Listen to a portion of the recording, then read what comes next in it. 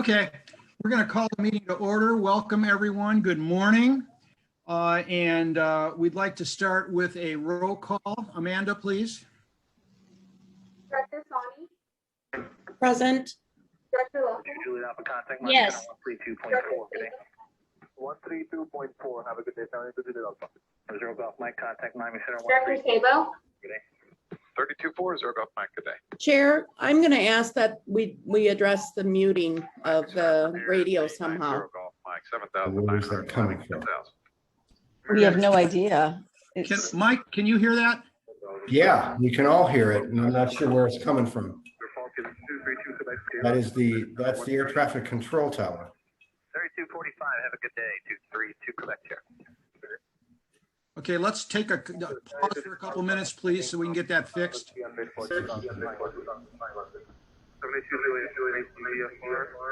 Anyone have it running in the background on their computer? In about 20 minutes. No. 20 minutes. Scott's looking. I'm looking. I don't see it on mine. 20 minutes. And we've got everybody muted, and it doesn't look like anybody. Hey, Bill, mute yourself just for a second. I just muted Lisa because I was noticing it was a yellow square around her and it seems to have stopped. Interesting. So Bill, unmute right now, please. Well, when we were hearing it, I had myself on mute, so it may be in somebody's background website or something.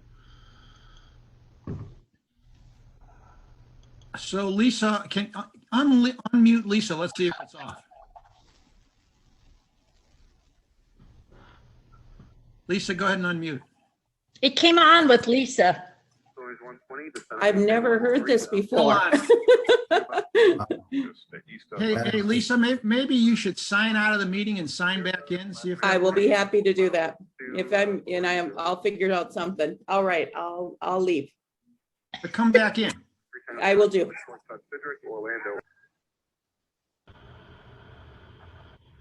Find out who our internet carrier is.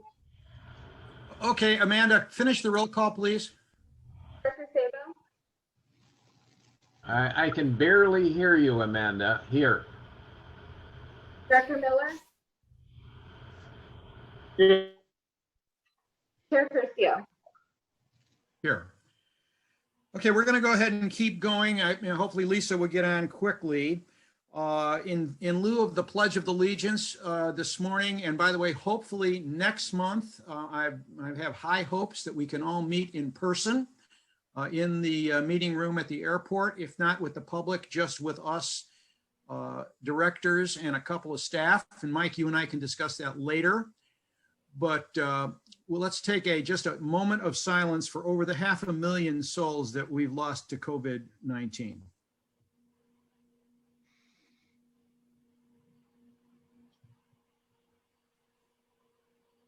Thank you. Do we have any communications or announcements or informational items at this time? None from staff. Just one item that I came across yesterday, and maybe Mike already knows about it, but the tower is now open again until I think 9 o'clock at night, starting from 6 to 9. That's so correct. Yeah. that ought to help some of the activity around here. Does any member of the public care to make a communications announcement or any information? Chair Curcio, I'd like to just apologize for the interruption on the board meeting with the noise. Thank you, too. Not a problem. Okay, moving on. Would any member of the public like to make comment on any item that is not on the agenda? Please indicate so by raising your hand.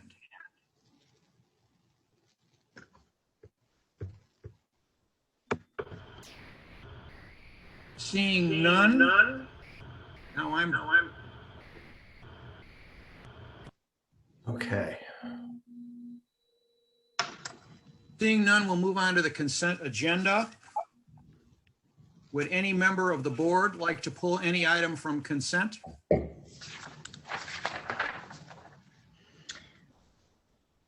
Yes, I'd like to pull the Air Services Committee minutes.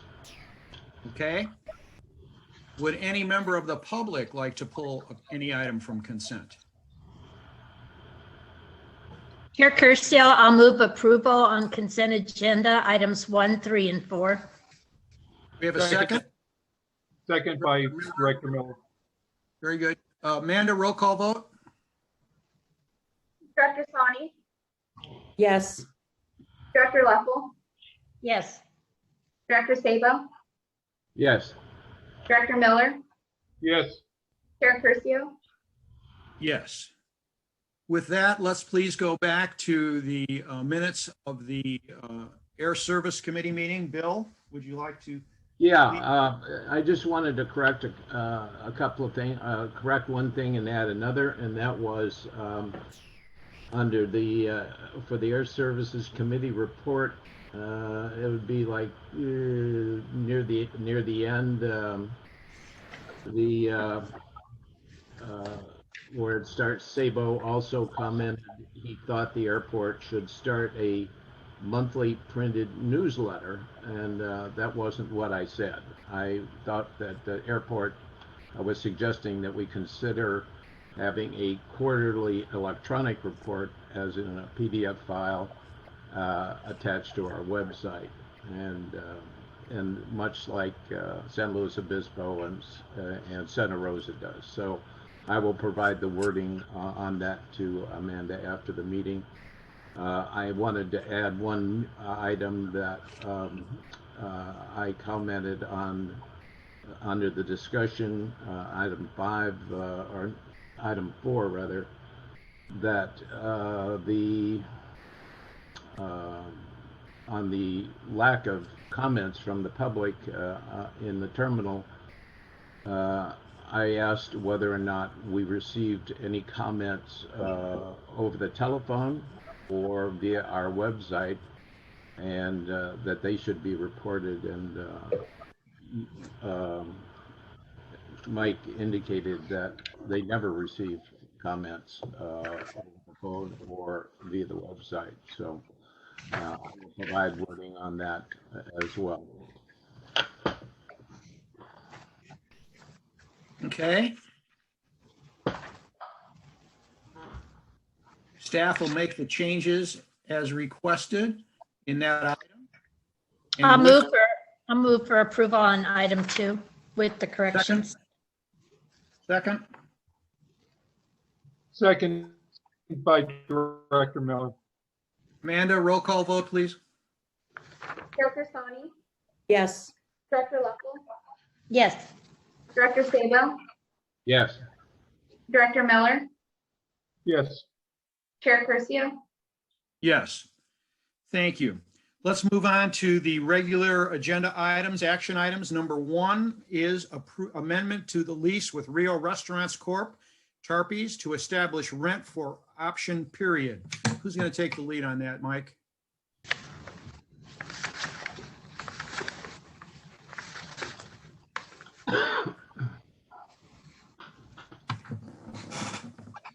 Mike, you're muted.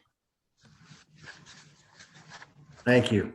The lease that you have with Rio Restaurant Corporation is for 3.07 acres plus the buildings that you know as Tarpies and the adjacent buildings. That began in 1997. The lease was extended for one additional 5-year period in May of 2016. Part of that extension part of the agreement in clause 8.3 requires that the lease can be extended for an additional period and that the rent is to be negotiated to establish a fair market value. Amendment in May of 2015, Amendment 2 granted 2 additional 5-year options, the first beginning May 1 of 2021, which is the issue that is at hand. And then there's another 5-year option beyond that, May 1 of 2026. the provisions in section 8.3 about negotiating a fair market value still are in play throughout the extensions.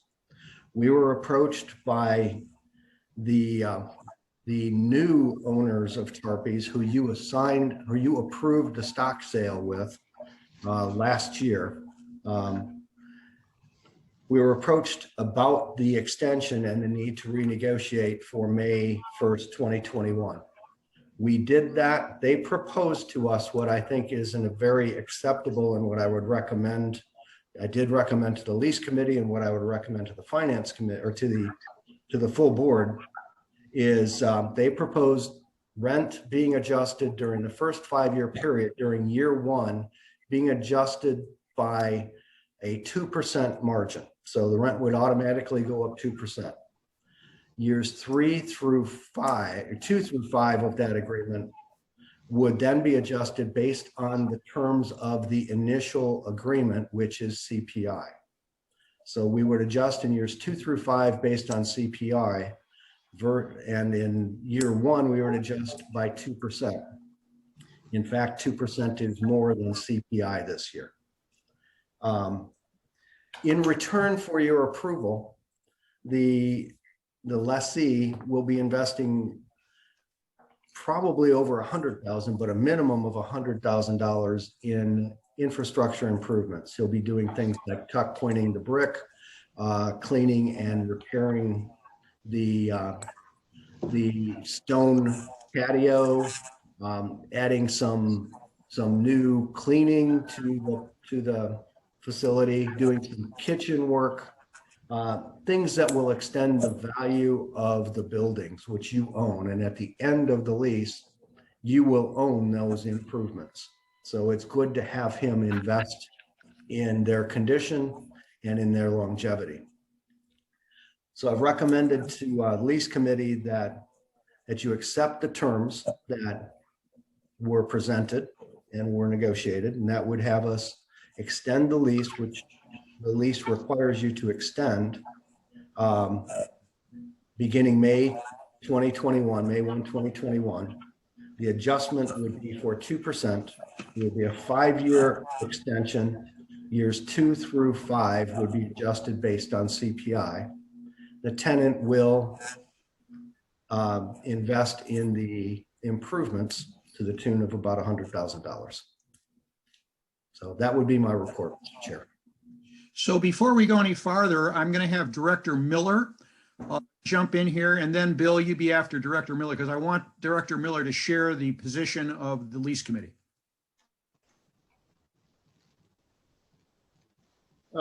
Thank you, Chair Curcio, and that was the reason I raised my hand.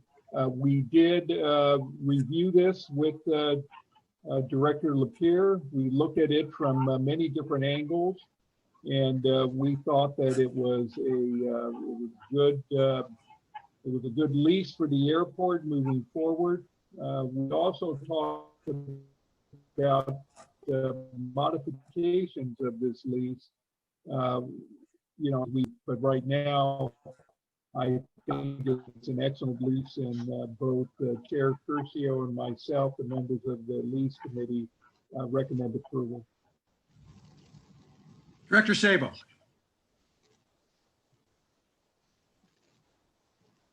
Thank you, Gary. I basically support the extension of the lease, but I had some questions which maybe Scott can help with about the terms of the lease. First of all, back in '95, we did a lease extension with them, and they committed to $550,000 worth of improvements, which they were to evidence to us. Did they, in fact, perform those that $550,000 worth of improvements, and did we get the evidence of that?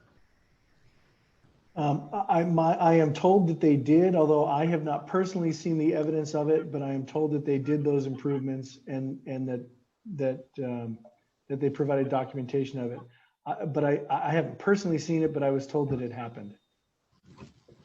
Chris, do you have any information on that particular provision? I know it goes a ways back, but. Do not. This is, may I? Sure, go ahead. I remember distinctly that they did a full kitchen remodel and they did a lot of preparation and repair on that upper room. I think it's called the library room, where they had to fix the patio and make an outdoor kitchen there. And they also redid their parking lot. That's when they put that parking lot back in and made it paved behind the pond. So I believe at that time we had Mr. Batista, and I remember him coming in and giving us a report that the airport had been satisfied with the improvements. Okay. Well, I'll accept that, but maybe, Chris, you could follow up with some evidence that they actually complied with the terms of that lease extension. Another question that I had was, and Scott, maybe you can help on this. We just generally refer to CPI as in the lease.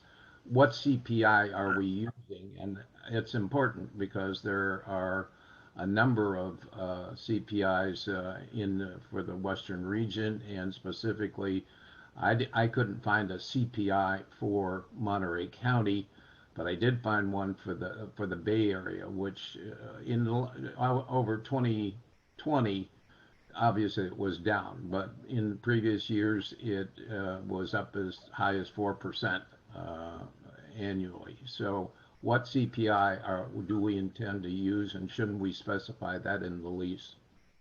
We use the Bay Area CPI director when we do all of our adjustments. It is the closest CPI to Monterey County. In terms of specifying it in the lease, we could perhaps specify that in the amendment, but to open up the lease would not be appropriate. It is actually specified in the lease. I'm looking for it right now, but I do recall that was specified, that it was the Bay Area. I'm looking for it right now. Okay. Yeah, we use Bay Area for every CPI adjustment. I believe it's the all urban San Francisco. That's it. Bay Area CPI index. Okay. I must have missed that. I gave the lease a cursory look, but that question popped up, and I think that's probably something we ought to do in every one of our leases. I have another question about the rent abatement. Has that 50% rent abatement been terminated now, or will that be terminate at the signing of this lease? I apologize. I should have indicated to you that in their proposal, they also offered to walk away from the rent abatement. So they are paying full rent beginning May 1. Okay, and then finally, did we do any, or do we intend to do going forward with the 10-year term of these two options, do any review of market comps for this particular property? We can certainly do market comps. That was not the desire of the lease committee. They felt as though the terms of the lease were adequate for the airport. Almost $243,000 a year in rent they felt comfortable with. At 2020, at the next option, 2026, if you would choose, we can certainly do a different type of lease if the tenant were willing. But at this point, we felt as though this was an appropriate lease and was fair in the market, particularly given the current state of the restaurant industry in Monterey County. Well, I would argue that the current state of the economy in Monterey County and the situation we're in is not going to last forever, and so I think from the standpoint of, not to disagree with the lease committee, but I think it's appropriate in all of our leases to have provisions for examining market comps, and because the CPI doesn't necessarily reflect adequately commercial properties in the area. I know for a fact that commercial property bumpers are going at 3 and sometimes 4%, because we are a unique market here in the area around the airport. So no, I don't think, I'm not suggesting we reopen it right now, but I think provisions for a market comparison are appropriate when we have any of these lease negotiations, whether it be Tarpey's or any other one. That's all I have. Director Lapierre, would you please add that topic to the next lease meeting and we will discuss it in lease? Sure, absolutely. Thank you. Any further questions from the board? Yes. Go ahead. A couple of things. How does this play into Coastal Roots Hospitality, which is another name they go under? Yeah, and Scott and I had the discussion, and Scott can probably walk you through the legalese of all of this better than I can. But in essence, when Coastal Roots Hospitality came into being here for this transaction, they purchased the stock of Rio Restaurant Corporation, and you approved as a board that purchase of stock. Scott can explain better than that or more in detail than I can. Yeah, so they have, they're utilizing that corporation. And again, the corporation purchased the stock. Again, I would need to dig into my old research, which I don't have handy with me, but essentially they are operating under, I'll use the term under both legal terms, under both umbrellas, but my understanding is that, as Director Lapierre stated, is that the corporation owns the shares of Rio Restaurants. Right. That is my understanding as well, that Coastal Roots Hospitality, which is the name they currently go under in public, is their name in public. But they purchased Rio Restaurants Corporation stock, and the lease is with Rio Restaurants Corporation. So as these things can get sticky, and as we move on, all of us at some point, would it be prudent to mention also doing business as Coastal Roots Hospitality in here, so that somebody knows, we know what we're dealing with? Because when I see them, I always see Coastal Roots Hospitality. That is the face in the public. And so for me, I get, and it doesn't anywhere in here mention Tarpey's, because Rio Restaurants Corporation is 3 properties. It's Monterey and Rio Road, Rio Grill, and Tarpey's. So I'm just wondering if we shouldn't define a little bit about what we're talking about in this lease. This lease was pretty sparse, I guess I'll say, to me. So I would feel comfortable approving it if we at least had both of those names in this lease, so that anybody looking at it further on down the road knows that that's who we were doing business with, and not just partially.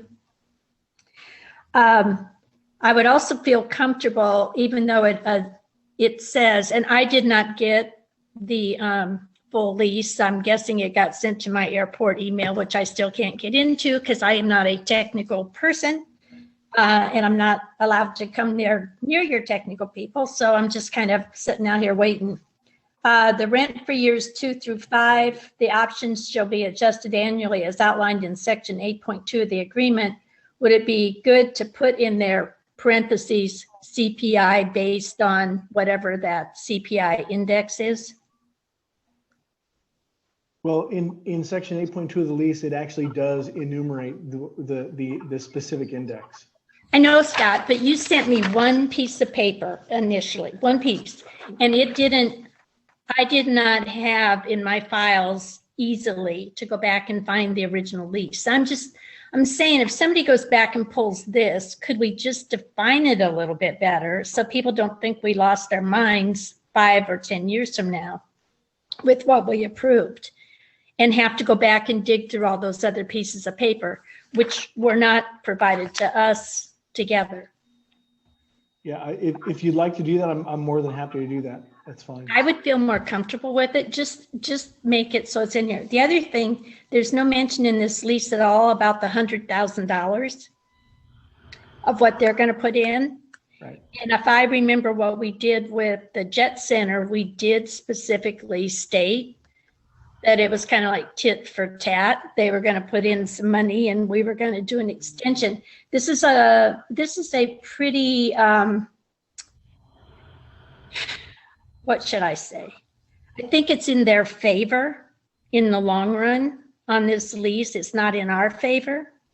And I know that other leases, we have been convinced by Mr. Lapierre that we should approve them based on the fact that we have percent, and that was the way we should be going on all of our leases. So I was surprised to find this. I'm not arguing with the fragility of the economy. I'm not.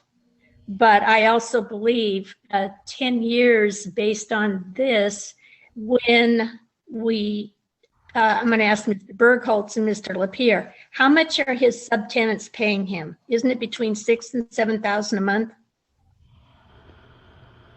We don't know. Yes, you do. Yes, you do, because we collected it when we went back in and collected off of the abatements. It's about $6,600 a month, approximately. Okay, so he has $6,600 a month that's being paid to him by his subtenants. And we don't know if he abated that at all during the time we abated to him. And so if you take 20,600 and subtract 6,600, that's a pretty prime piece of property for $14,000 a month in this region. That's a very sweet deal.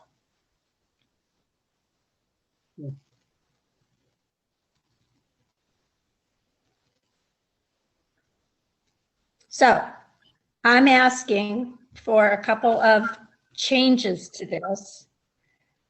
That we add Coastal Roots Hospitality, that we add Tarpies in the body of it, that we put a parentheses and do CPI based on whatever that index is that Mr. Bergholz told us it is, and that we allude to the $100,000 in improvements. Because otherwise, on the actual legal document, we've got nothing. We've just got, he said, we said. So I would agree with Director Leffel on this. If we can make those changes, I think it's particularly important that we do have the Coastal Roots, if you want, if you wish, and the name Tarpies. And I also agree that we should have the specific proposed capital improvements. So I would direct the staff to make those changes. And Director Leffel, before you. Well, we can make a motion. I want to get public comment if there is any, and then I'm going to call for a motion. So I have one more thing. I want to address Director Sabo's comments earlier about the improvements from whatever year that was, a long time ago. And this is just between you and me, Bill, but that is a different owner. That horse left that barn a long time ago. That was a completely different agreement. And I, for a fact, felt very comfortable when our staff, Mr. Bautista, came in and reported out of what they had done. So I would actually expect on this improvement that someone from staff who's going to have to oversee if they're doing building permits and doing things, someone would come in a matter of months, maybe 4, 5, 6, and tell us that the improvements have been achieved. And then that kind of closes it, and we've got it in our minutes so that we know that it was done. So now I'm finished. I just had some thoughts on all of this. okay, before I go out to the public, is there any final comment from the directors? Yes, I'm asking of Director Leffel if she's proposing an amendment to what we're to vote on here. I am. I'm asking for those additions which I just outlined. Okay, so I guess we need to vote on the amendment and then vote on the proposal as amended. Is that correct? I would ask staff while we're doing this, if Mr. Huber could rework it, and then before the end of the day, we'll bring it back and vote on it. If it's the pleasure of the board, I'm more than happy to make those changes right now, and I can email it to all of you to then take a look at, and we can move this to the end of the meeting. Sure. Excuse me, Scott. Yeah, go ahead, Jim. I just looked up the Secretary of State filing for the Rio Restaurants Corporation. The sole holder and executive officer, secretary, and all of that is only Ken Douglas. I don't think the other organization is part of this. So that's just my observation. Well, we can still add in doing business as Coastal Roots Hospitality, because I noticed that Coastal Roots Hospitality is not, I didn't find them in the Secretary of State's website readily. Now, that doesn't mean they're not registered, because they only publish the corporations and LLCs. They don't do all business entities. So that doesn't mean that they're not organized. So I'm more than happy to include doing business as Coastal Roots Hospitality and make a reference to, that this lease is for Tarpies, add in $100,000 of improvements and enumerate the CPI adjustment. I'll just copy what's in section 8.2 and plug it into this one and send that back around if that's the pleasure of the board. And it was a minimum of 100,000, isn't that correct? Is that what I heard, Mr. Lapierre? He offered $100,000. He said he will probably spend more, but his offer was $100,000. He will likely spend more based on what he's talked to us about. Yes. Okay, so you're the one who talked to him. So should we say a minimum of, or should we say 100,000? I would say, to be consistent with the offer, say $100,000. He will spend more. I'm going to suggest that we're going to take public comment in a moment, but first I'm going to suggest that we bring this back after closed session. Can we table until after closed session and then read the verbiage and then just see if there's a motion or not? Good. Okay. Is there any member of the public that would like to comment on this subject?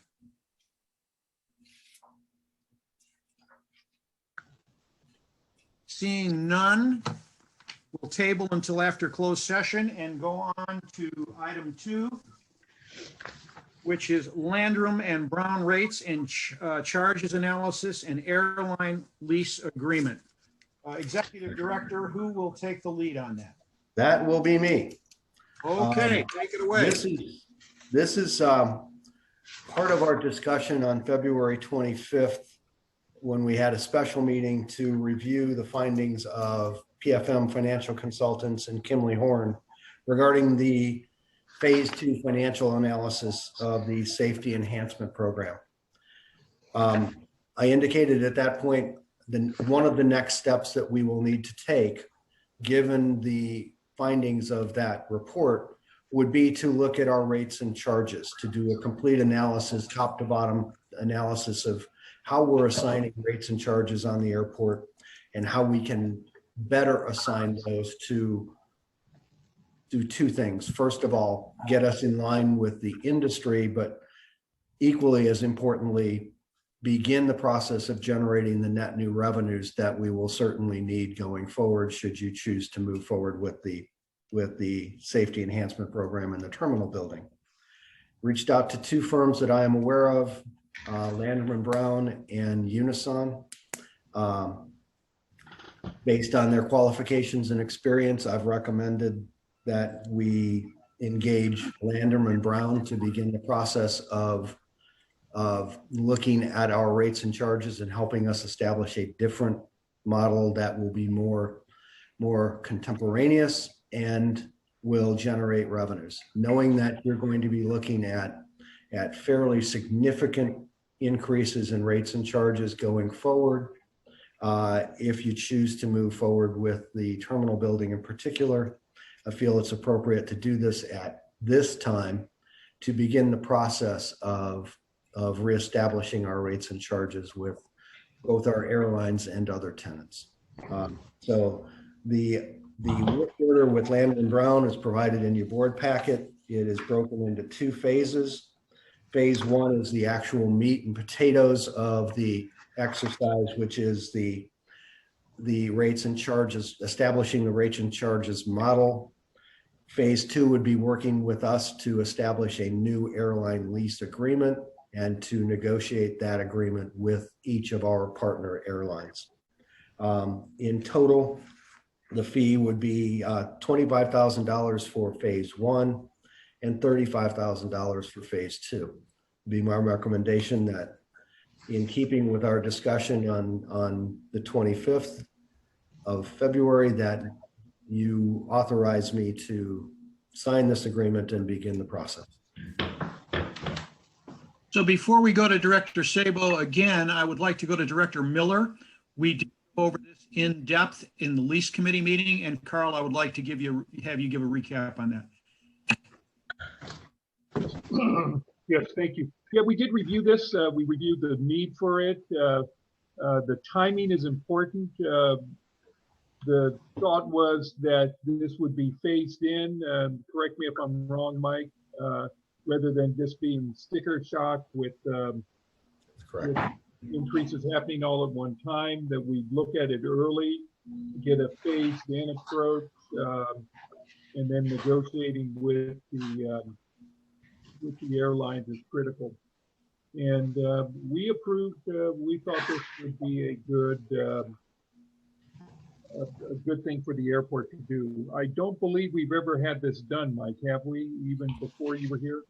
I'm not aware of it, Carl. In my history, I don't recall it, but Yeah. you know, we've commissioned a lot of studies, so it's possible. But those things are timely. You know, we have new tenants, just like with the Tarpies. This would be an opportunity for them to review that contract too, and come up with appropriate fees for it. So the lease committee was in full support moving forward. We also talked about splitting this up and not doing both at one time. But was there an economy of scale to do them both at one time, Mike? But we eventually decided that moving forward with both components was the best way to go. There is no economy of scale to do them together. I did not inquire about that, but the consultant did break it into two phases as they developed the work product or the work order. You do have the option of breaking it apart. I think what we discussed in lease committee was it makes little sense to do just phase one and not phase two, because we know that we are going to have to negotiate with the airlines when we change our rates and charges model. We'll have to have those discussions. We also know that we are going to need a new lease document that reflects current industry standards and reflects the new rates and charges model. The lease document that we have today is, to be very kind, dated, and our rate model is basically set by ordinance with no real input as to how those rates and charges reflect current expenditures by cost center. So this exercise will tie those together. We'll look at rates and charges from a different lens, and we'll end up with a new lease agreement, which we are going to need going forward, whether or not you decide to move forward with the terminal building. And it is part of the lease committee's recommendation that we do this in one swoop rather than do it in two separate stages.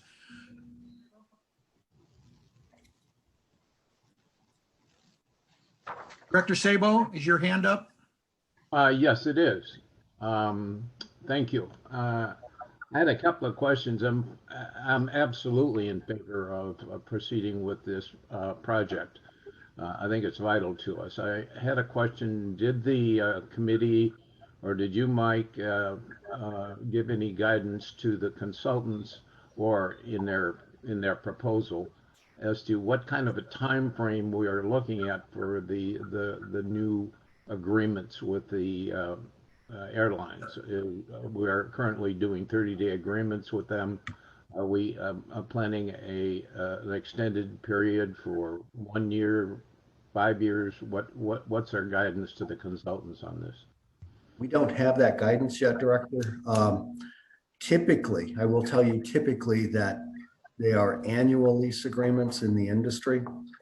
Sometimes they're longer, but there's always that provision in a lease because of the Deregulation Act that gives them the ability to walk away at any time. So I would suggest, although we've gotten no guidance from Landon & Brown as yet because they're not engaged to do the work until today, if you approve, as to the length of the term. But I would suggest that perhaps we look at a 1 year agreement rather than month to month. Okay. I don't know L&B's history, but given that we're engaging them, did the lease committee or you, Mike, really have any review their history, and who have they done this work for before? I did review their history. They've done this work for many airports, large and small, throughout the country. They've done work in places like Springfield, Illinois, in Minneapolis, Minnesota. I believe they've done work at Tucson. They've done work throughout the country, lots of it on the East Coast as well. They're very experienced at this. They're a firm in very good standing in the industry, particularly as it relates to airline relations. They, in fact, are the firm that I'm using for air service development now. Okay. Have any of our sister airports in the region done the same project, and did they use L&B? I don't know that they used L&B, but it is very common for airports. I can't tell you specifically that each airport has done this because each airport has a different model that they use. I would think it's reasonable to assume that an exercise similar to this was undertaken when the terminal building at San Luis Obispo was in the process of developing its financial plan. I can't tell you that for sure, but it would be very reasonable to assume that, because when you do a terminal building, one of the components is, in fact, a review of rates and charges and the development of a new lease.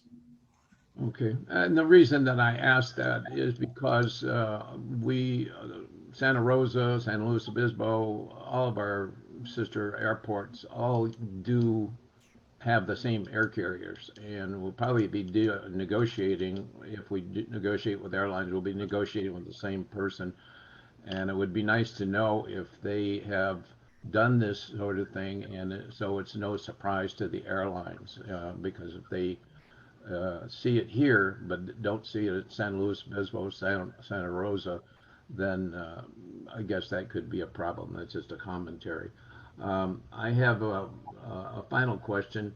In their proposal, they indicated that they will only do conference calls, and they indicated that the airport management will determine exactly what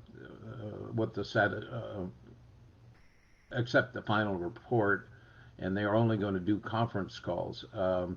What does that mean? Will they not appear in front of the board, or will we only talk to them on the telephone? Will they be Zoom meetings? How does that work? No, as we come out of the pandemic hibernation that we've been in, it is very likely that they will appear before the board with the final product. Okay. It doesn't say that in the contract, so that's why I asked. It says conference calls. So I would love to see something like this in person at a minimum, or in a Zoom meeting at a minimum. But I will support the recommendation of the lease committee. I'm done. Director Leffel and then Director Sony. Thank you, Chair Curcio. A couple of questions. Why are we doing it now when this whole last 12, 13 months, the data is so skewed? Because I'm seeing that they're going to use current fiscal year budget and operating data. So is there more emphasis based on 18, 19 in projections as opposed to historical data? Yeah, you're right. I think when I read that, the first thing that they say is that we will work with them, staff will work with them to make sure that they have the appropriate information, and we're going to provide them with historical data from 19, which is our last, if you will, clean year of business before pandemic. I think that's the basis we've used throughout our discussions on the financial analysis. We'll use that basis here as well. So I think there was to be honest, I think that some of the work product or the scope of work is recycled from other projects, but my discussions with Landrum & Brown are that we will begin this exercise with us providing them with the information that we feel is the base.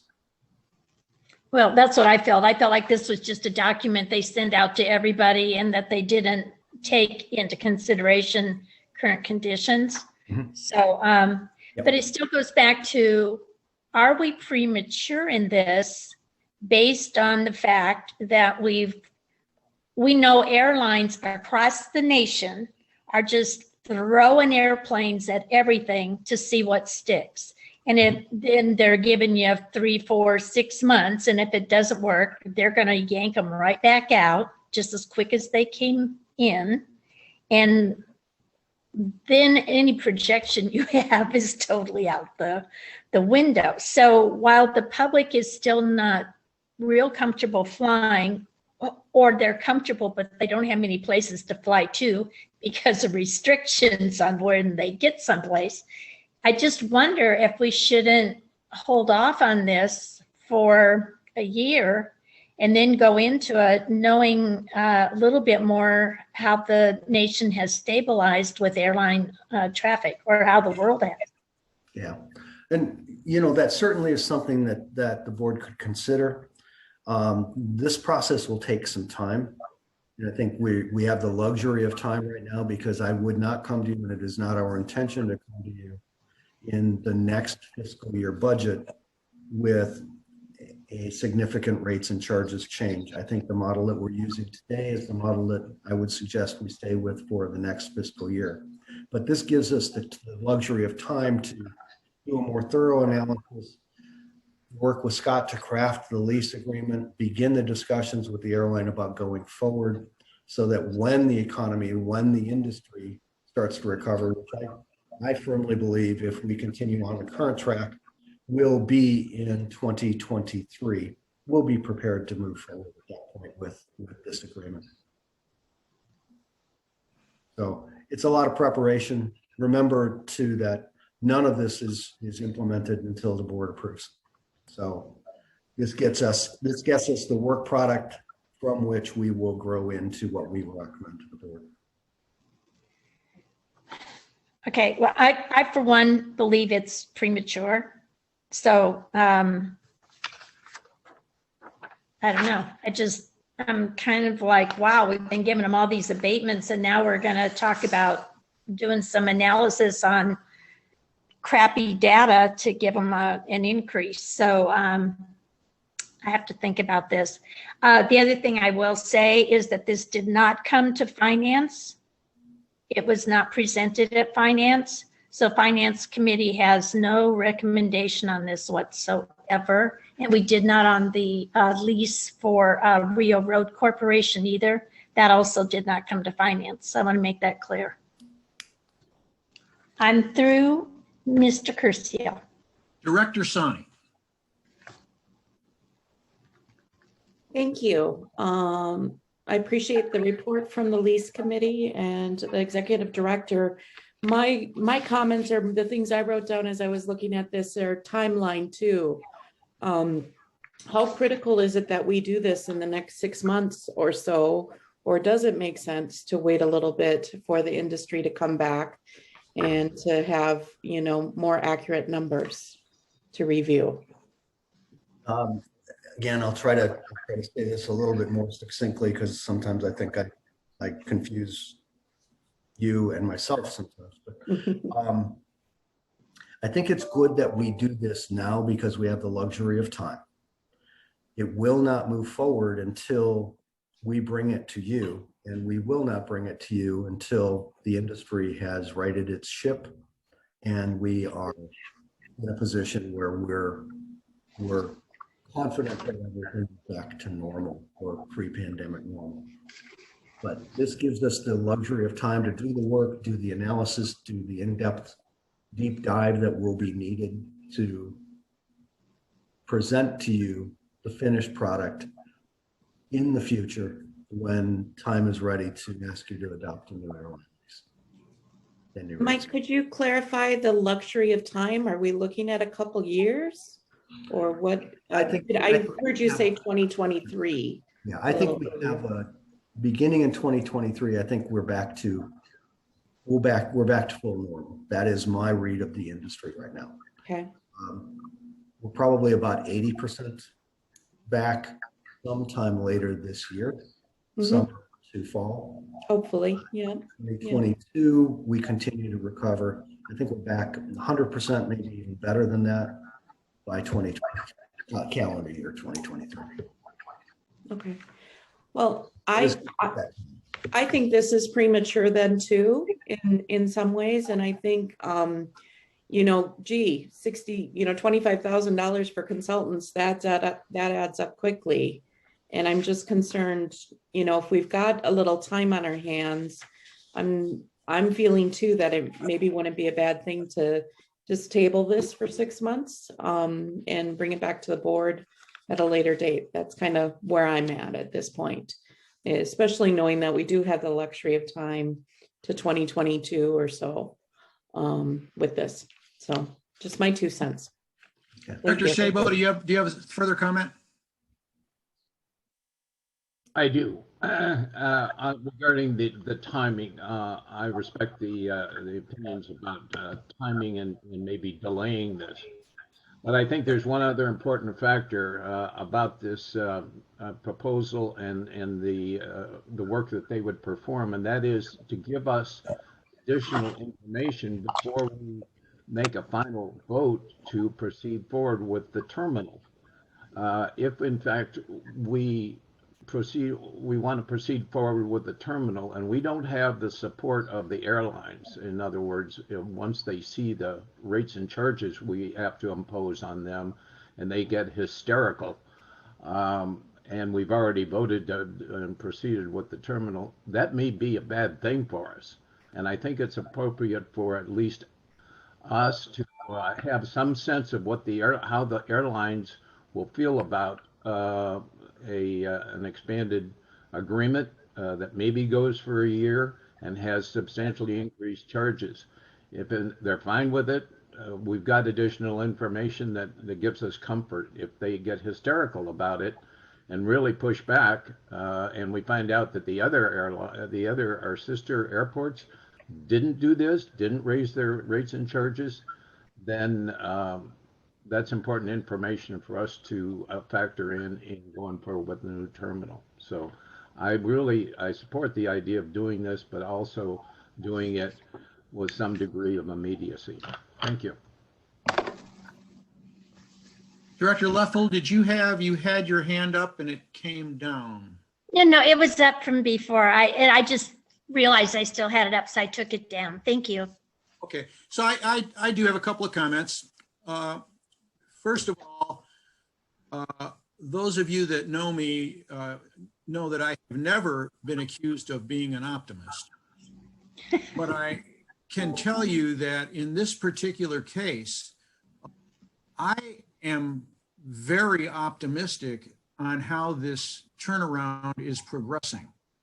And I see it every single day from our hospitality partners, and there is so much pent-up demand for travel right now that I don't believe that it's going to take till 2023 for us to be back to whatever the new normal is.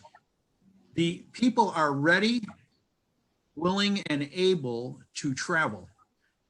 They've been able to, many have been able to save some money during this past year and are planning on using it to travel. So I don't think that maybe we have as much time as you may think we have. Just a comment, and Mike, I have a question. Would this be covered under CARES? The project itself? Yeah, the study. Yeah, the study itself would be paid for with PFCs. Okay. So again, my 2 cents is I don't know if we stay with the data from, Mike, were you thinking 2019? 2019 would be the base upon which we would work. We would interface into that some of the forecasting that is part of the financial analysis so that there was consistency. Right. And again, I have no basis for this, but I just think that the other airports are going to definitely be considering raising rates and charges. It's just part of the progression to moving forward. So that's just my 2 cents. Before we go any further, I would like to go out to the public and see if there's anyone from the public that would like to comment on this item. Seeing none, I'll just call for a motion to approve. Sabo, so moved. Okay, so we have a motion to approve, and do we have a second? Director Miller seconds. We have a motion and a second. Any further discussion? Roll call. Hi. May I? Yeah, go ahead. I'm sorry. Go ahead, Marianne. I'm not opposed to the study. I'm opposed to the timing. I want to make that clear. And I would feel much more comfortable to get a few more months under our belt and put this contract into the next fiscal year and not have to just do everything on predictions and modeling when we really don't know. I think if we could get through the summer, see how our community reacts to flying. I agree with pent-up demand. I booked a couple things for myself this past week, but I believe that we really have to be aware of the whole global situation and who's flying in here. And we haven't done any studies on that in a long time. So I'm just saying, I just believe it should be postponed for the start of it to get past the summer and see what happens. An Easter blip does not make a recovery. Director Miller. Yeah, I was trusting that Mike was aware of this and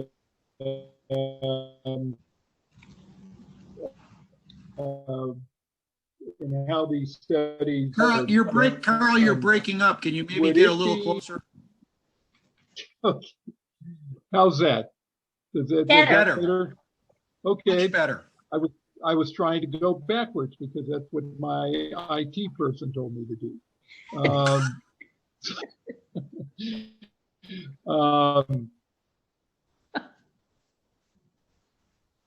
Mike, what do you think about asking them to answer these questions? Because really, they know their industry, they know their methodology.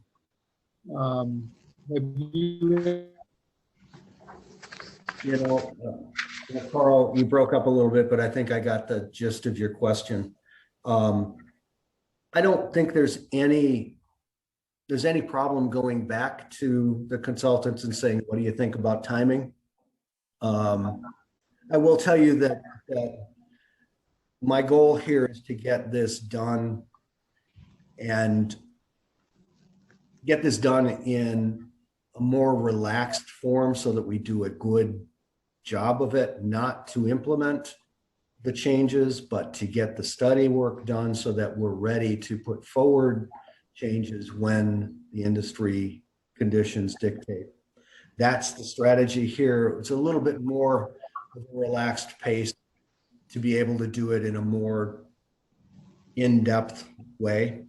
If it's the pleasure of the board, I'll take it back to the consultants and get their input. It's certainly, you know, is this something you need to do today? No. Is it something that we have time to do? Yes. And that's the approach I've taken. If we have time to do it now, why not do it now? Director Sabo. The industry says it's time. Sorry, Mike, I'm sorry.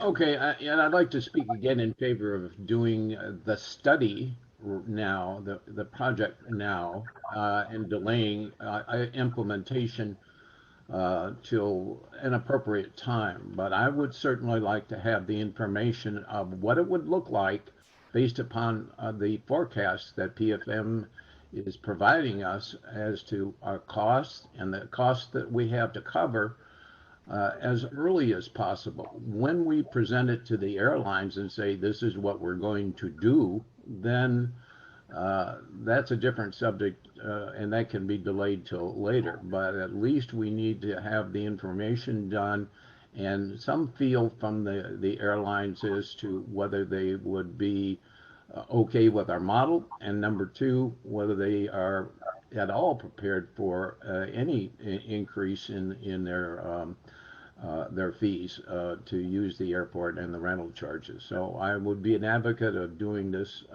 during our what Mike calls our quiet time, and implementation delayed till later. Thank you. Director Miller, did you have anything further? No. Okay, so we have a motion and a second to move forward on this. Amanda, roll call. Director Sani, No. Director Leffel, No. Director Sabo, Yes. Director Miller, Yes. Chair Curcio. Yes. Motion passes 3-2. Thank you. On to item 3. Resolution 1799, a resolution approving a professional service agreement with CNS Engineers, Inc. for the Safety Enhancement Program, SEP, Taxiway A relocation, Phase 1, Commercial Apron Design. Director Lapierre, who's taking this? I think you've heard more than enough from me. I'm going to let Chris Morello take this one. Very good. Go ahead, Chris. Good morning, everyone. Thank you so much. That was a mouthful, Mr. Curcio. The Safety Enhancement Program, as we've been talking about a lot. In January, as some background, January 20th of 2021, you as a board adopted Resolution 1792 approving the Airport Capital Improvement Plan, which was submitted to the FAA. Part of it, the first project under that plan for this FAA fiscal year 21 was the Airport Safety Improvement Program Taxiway A relocation Phase A1, which is the commercial apron design. Subsequent to that, on March 17th, 2021, the board adopted Resolution 1796, which was the amendment to the capital improvement budget that included this specific project, Phase A1, the commercial apron design. Staff have been working when doing procurement for projects, especially professional services that will be funded through the Airport Improvement Program grant project. The Federal Aviation Administration has provided guidance under Advisory Circular 5114, which is architectural engineering and planning consulting services that are going to be funded by airport grants. Staff uses that guidance when they do requests for qualifications for procuring services. And we do it approximately every 5 years under the guidance that the FAA gives us, or when new projects come that weren't identified in your previous procurement process. So we went out for a request for qualifications for a hiring list for procuring engineering services. And based on that process, the qualifications were reviewed. We had 5 firms that replied. We did interviews with all 5 firms. We had discussions subsequent to that internally and then externally with both CNS and Tartaglia Engineering, who were identified as our first 2 firms, and asked for some further information on this specific design and how they would approach it. Based on that additional information that we received from them, CNS Engineering was identified as the most experienced firm and responsive firm to do this design engineer for us. They do work, CNS Engineering would be new to us here as an airport, but they do work in at least 50 airports in California alone. Some of the airports they've been working in that would be similar to ours is Sonoma County, Fresno, Long Beach, McClellan, Ontario, Sacramento, and San Diego, as well as 40 plus more other airports. Locally, they've done some work with Hollister and Salinas Airport as well. So they have extensive experience in California and airports as well as across the country. The work for this would come out of their, primarily out of their Sacramento office, although they also have some of their supporting staff would be in the Bay Area office as well. Subsequent to the scope of work and the review of all of that, we had an independent fee estimate, which again is dictated by the guidelines under the advisory circular,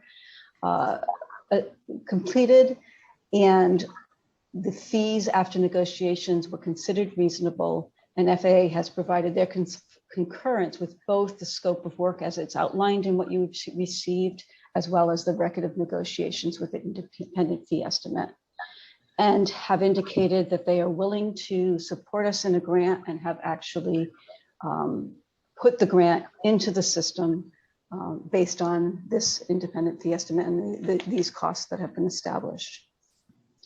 So this would be a not to exceed grant or a not to exceed contract. It would be covered. We're estimating 90%, 90.66, which is our typical AIP support under AIP funding, with a PFC match of 9.34%. Although in the Recovery Act that was passed, it appears we could get that 9.3% supported with the Recovery Act funds and not have to use PFCs. We'll know that when we get the grant agreement or the grant offer in hand. So based on that, staff's recommendation is that you approve this contract and adopt resolution 1798 in a not to exceed cost to CNS engineers for $2,717,286. With that, I will take any questions you might have for us. Thank you. Dr. Leffel. Chris, I have a question. In finance, this came to us as resolution 1799. And then on our agenda, it's 1799. But the documents that are in our package are 1798. Okay, let me go back. And Amanda, could you confirm which number it should be? We were changing and moving things around. I'm sorry. I apologize for that.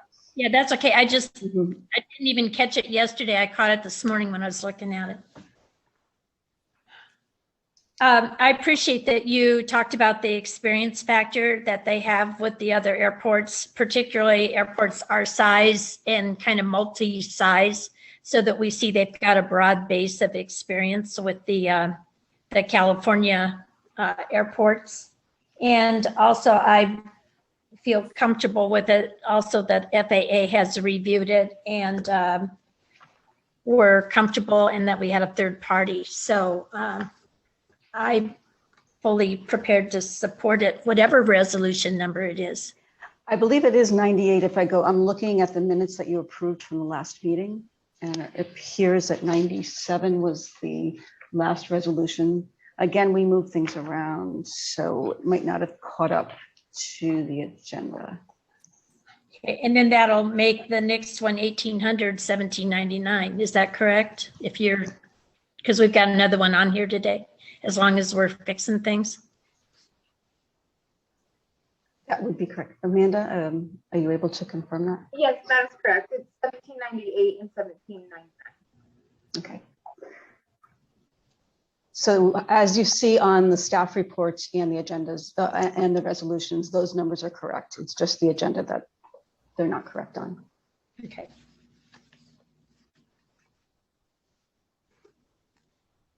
That was all for me. And finance was given this to review. We had a robust discussion about it with Mr. Lapierre and Ms. Morello, and we supported it completely. Director Sani, did you have anything? I was just going to do the finance report, but Ms. Lawful did it. Thank you. Sorry, Lisa. Very good. Directors, any other questions? Seeing none, I'm going to take it out to the public. Would any member of the public like to make comment on this item? Seeing none, I'd call for a motion of approval. So moved. Resolution number 1798.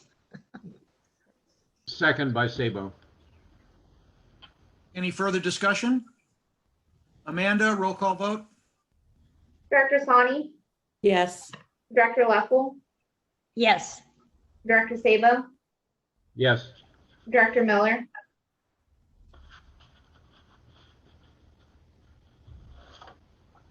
Director Miller, Can you hear me? I said yes. Chair Curcio, Yes. Motion carries unanimously. Thank you.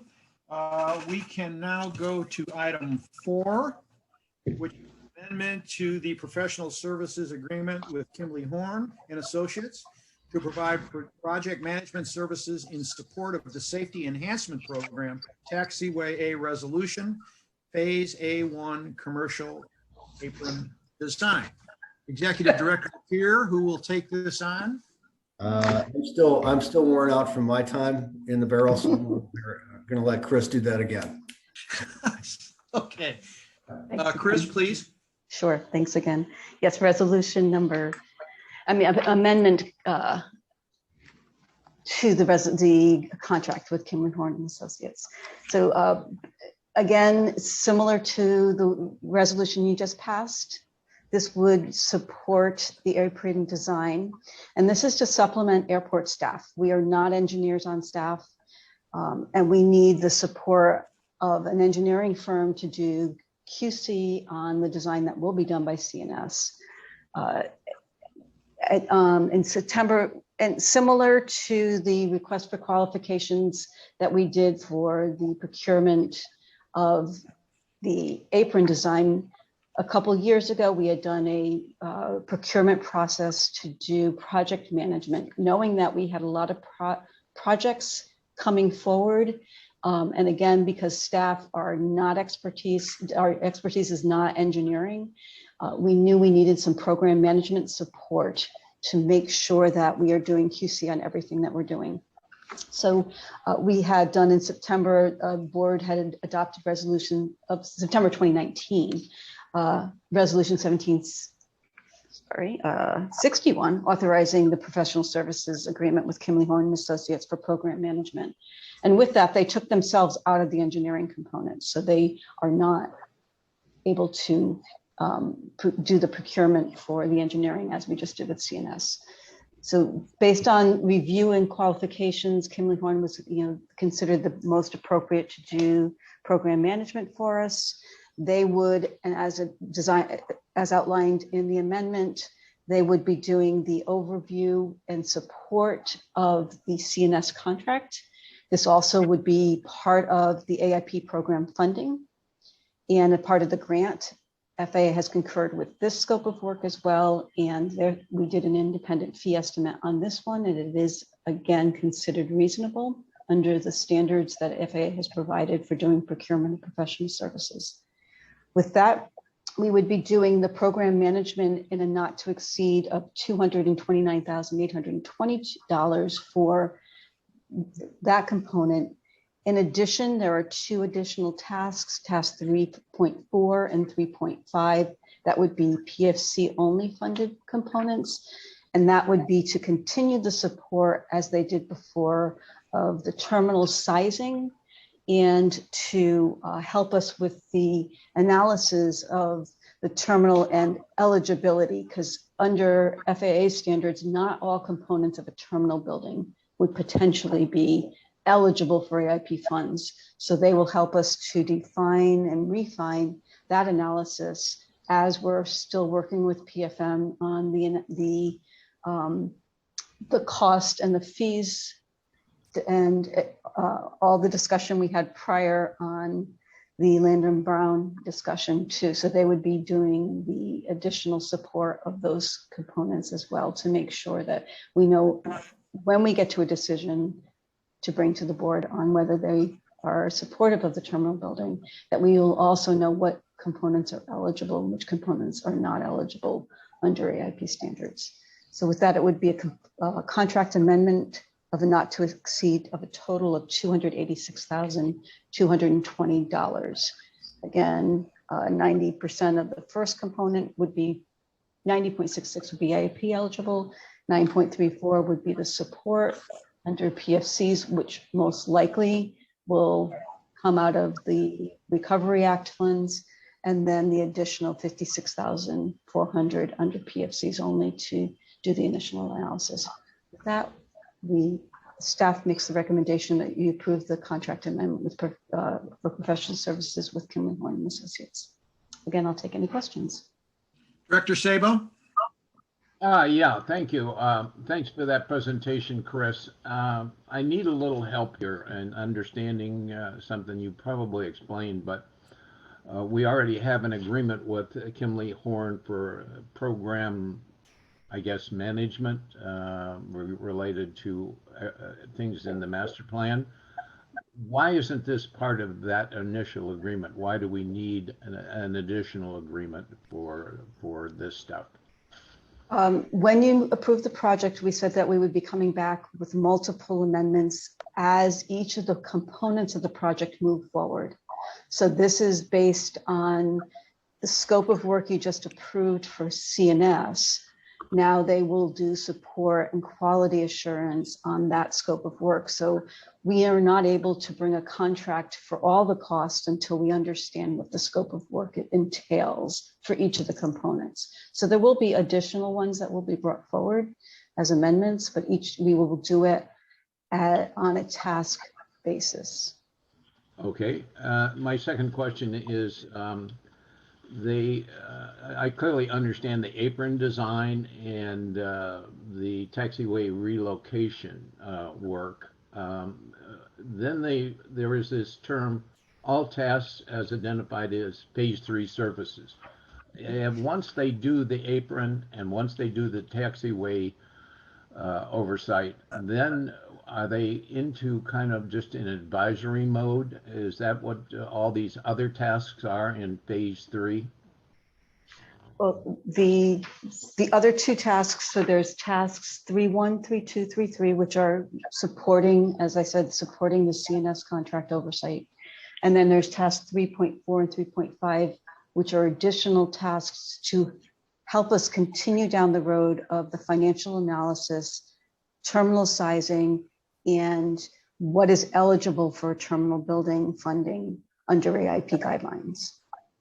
Okay, so they're in those last 3 tasks, when they're working with PFM, I guess, they're certainly in an advisory mode. They are not providing any oversight to assure that the work is done properly, as distinguished from the first 2. Is that correct? Primarily correct. Yes, they're providing supporting documentation. So if, as we had done before when we did the sizing analysis that was done at the strategic plan workshop in January or February that the board reviewed, that both Tom from Kimley Horn and Brian from PFM presented. They are doing that supporting engineering analysis component so that we can have the right information to analyze in a financial component. Again, we're not engineers on staff, so they're doing the engineering support components to make sure that the information is accurate Okay. to the and timely. I apologize for having asked this question because I understand that you need support from the outside, but we have the taxiway design, the apron design, their oversight of that is Correct.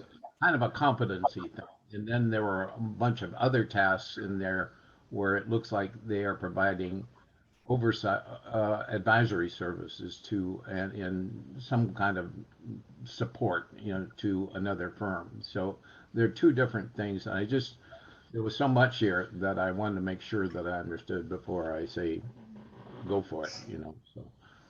Thank No you. problem. You're welcome. Any directors have additional questions on this?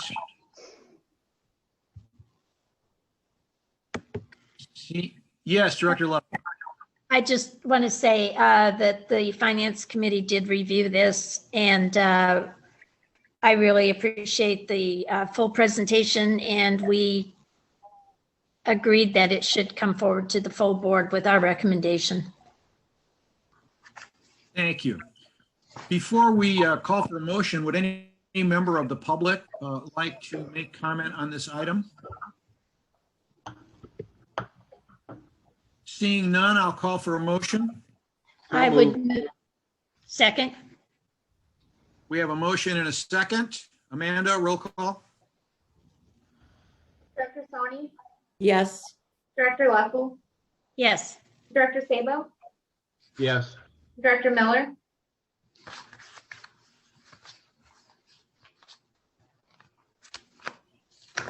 Director Miller, Yes. Chair Curcio. Yes. Motion passes unanimously. Thank you. On to item 5, Resolution 1800, a resolution authorizing the service agreement between the Monterey Peninsula Airport District and GGG Demolition, Inc. Executive Director, who would like to take this on? All right, I'll start and Chris will fill in the blanks. Very good. Go ahead. This is the beginning of the process that we will use to demolish building 505, which is the building that we abandoned on the north side.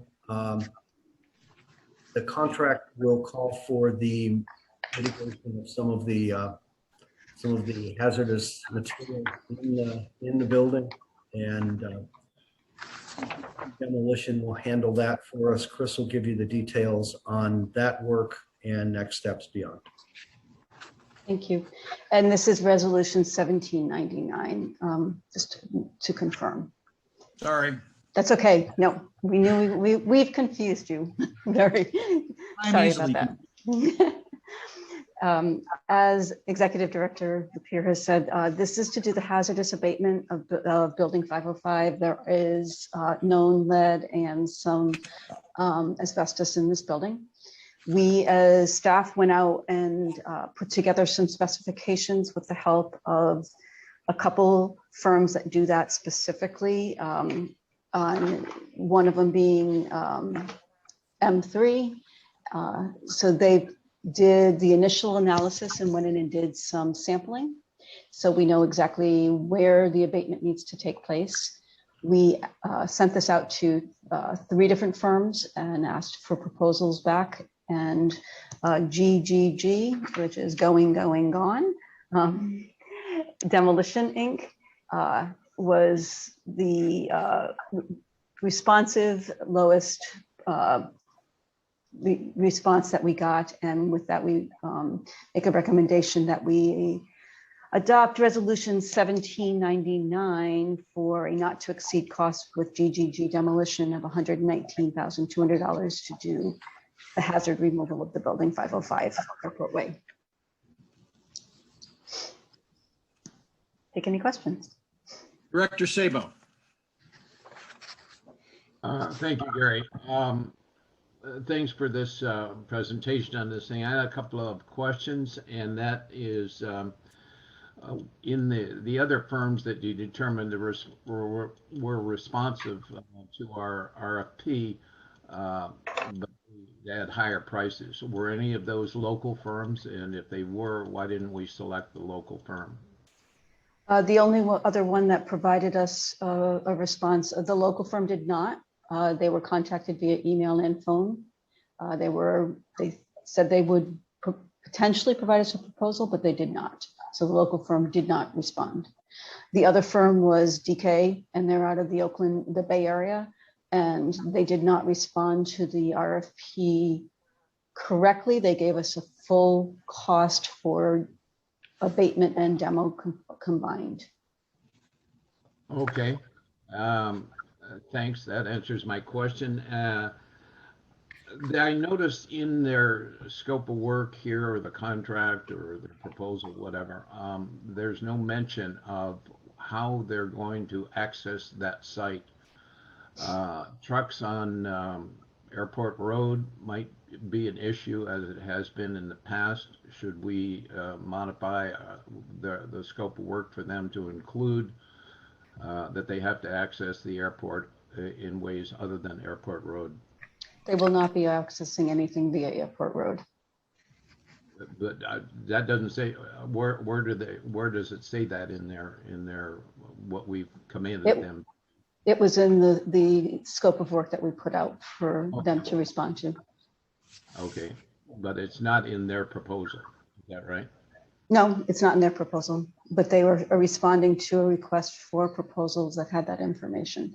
So it was contained in that request for proposals that they're responding to. Okay, so in other words, we can hold their feet to the fire to make sure that they don't use Airport Road to do this. Is that correct? That is correct. That is correct. Yeah, Director Sabo, the contract will incorporate the scope as outlined in the RFP. And so the terms that we include in the RFP are actually incorporated into the final contract. The short answer is yes, we can hold their feet to the fire. Okay, thank you. And I'm also interested in where they're going to dispose of the refuse here, particularly since it's contaminated. They didn't identify that in their proposal. Do we have to specify that in their scope of work where they dispose of this stuff? No, the onus is on them to find a location that will accept the materials. And then we will then sign the lading for shipment. So there is a process that is followed for typically this stuff in the past when we've done, especially asbestos abatement, it has gone to Kettleman City. So they will have to find out if they can accept it. And if they can accept it, then they have a contract put in place. So that the onus is on them to find the appropriate location. Okay, Scott, can we include that in whatever contract we sign with them so that it doesn't come back to bite us, that they chose the wrong place or they didn't give proper consideration to this? Because I think we're potentially liable if they dump it in the wrong spot. I think we can work out some terms that we can include that would be amenable to that, yes. Thank you. I'm done. Directors, any further questions? Gary, the Finance Committee did review this, and we gave our wholehearted support for the board to approve it. Thank you for that. Before I ask for a motion, I'm going to take it out again to the public. Would any member of the public like to make comment on this item? We have one hand raised. Ms. Rosh. Oh, hi. You aren't alone. And thank you for the thoughtful comments, especially Commissioner Sabo, to reassure that the terms of the agreement will be moved from the proposal back into the agreement. Thanks for the reassurance on that, Mr. Huber.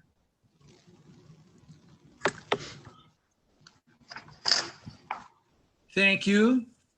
Any other member of the public like to make comment at this time? Seeing none, I'll call for a motion. I would move that we approve resolution number 1799. There a second? I can second. Very good. Second. Any further discussion? Seeing none, Amanda, roll call vote, please. Director Sani, Yes. Director Leppel, Yes. Director Sabo, Yes. Director Miller, Yes. Chair Curcio. Yes. Motion passes unanimously. Thank you all. We're going to move on to item H, Board Committee Reports and Acceptance of Department Reports. Have any staff, any reports from the staff on any items? None that are not in the board packet. Very good. Also, just want to remind, before we move on and go to the standing committee, we ask that you hold all your questions to items that are not covered in the minutes of these committees. We appreciate that. And discussion is limited to 3 minutes. So, Director Sabo, do you have something that is not part of these committee reports? I don't know. Well, if you don't know, we don't know. I'm not sure exactly what you mean, but you can interrupt me if it is inappropriate, considering what you said. So let me just interrupt for a second. Are your comments pertaining to budget and finance? Yes. Okay, very good. Go ahead. Okay. I had a couple of questions, and I guess Tim is still with us. We had a rather dramatic under budget for the maintenance department, and I'm concerned as to whether we are deferring a lot of maintenance that has to be caught up later, and is it critical maintenance, given that we're 35% under the budget that he created originally. Should not be concerned about deferring maintenance, Director. We do not defer maintenance if it's necessary. We do regular maintenance. Budgets are exactly that. They are budgets. We thought there were some things that might need to be done throughout the year that did not need to be done. Okay, so none of the items that we didn't do will come back later because we need to play catch up. Is that kind of where we're going on that? That's correct. Yeah. Okay. I'm not sure what office rent expense is. You've explained it before, but I keep forgetting. But it's has 142% increase in the month over budget. What is that office expense item? Director Sabo, that's the expense for operating the 2801 properties. And in the expenses, we had taxes, or a switch from property taxes to possessory taxes. We expected that bill or those expenses to come in August. It's a schedule switch. The Monterey County Office of Possessory Taxes caught up early, and so they actually submitted a bill in fiscal 21. And we will expect another bill for fiscal 22 in August, but we were expecting them to be combined once they had the calculations completed. Okay, that answers it. It just wasn't covered in your report. So I just thought I'd find out what was going on there. And okay. Finally, this is just a question. On our OPEB, we charge that as an expense, but we don't actually pay it to anybody. And my question is that money that we're not paying out to somebody going into our cash reserves? Do we have a pending obligation on OPEB that was expensed but was never really paid out to anybody? OPEB is an estimate.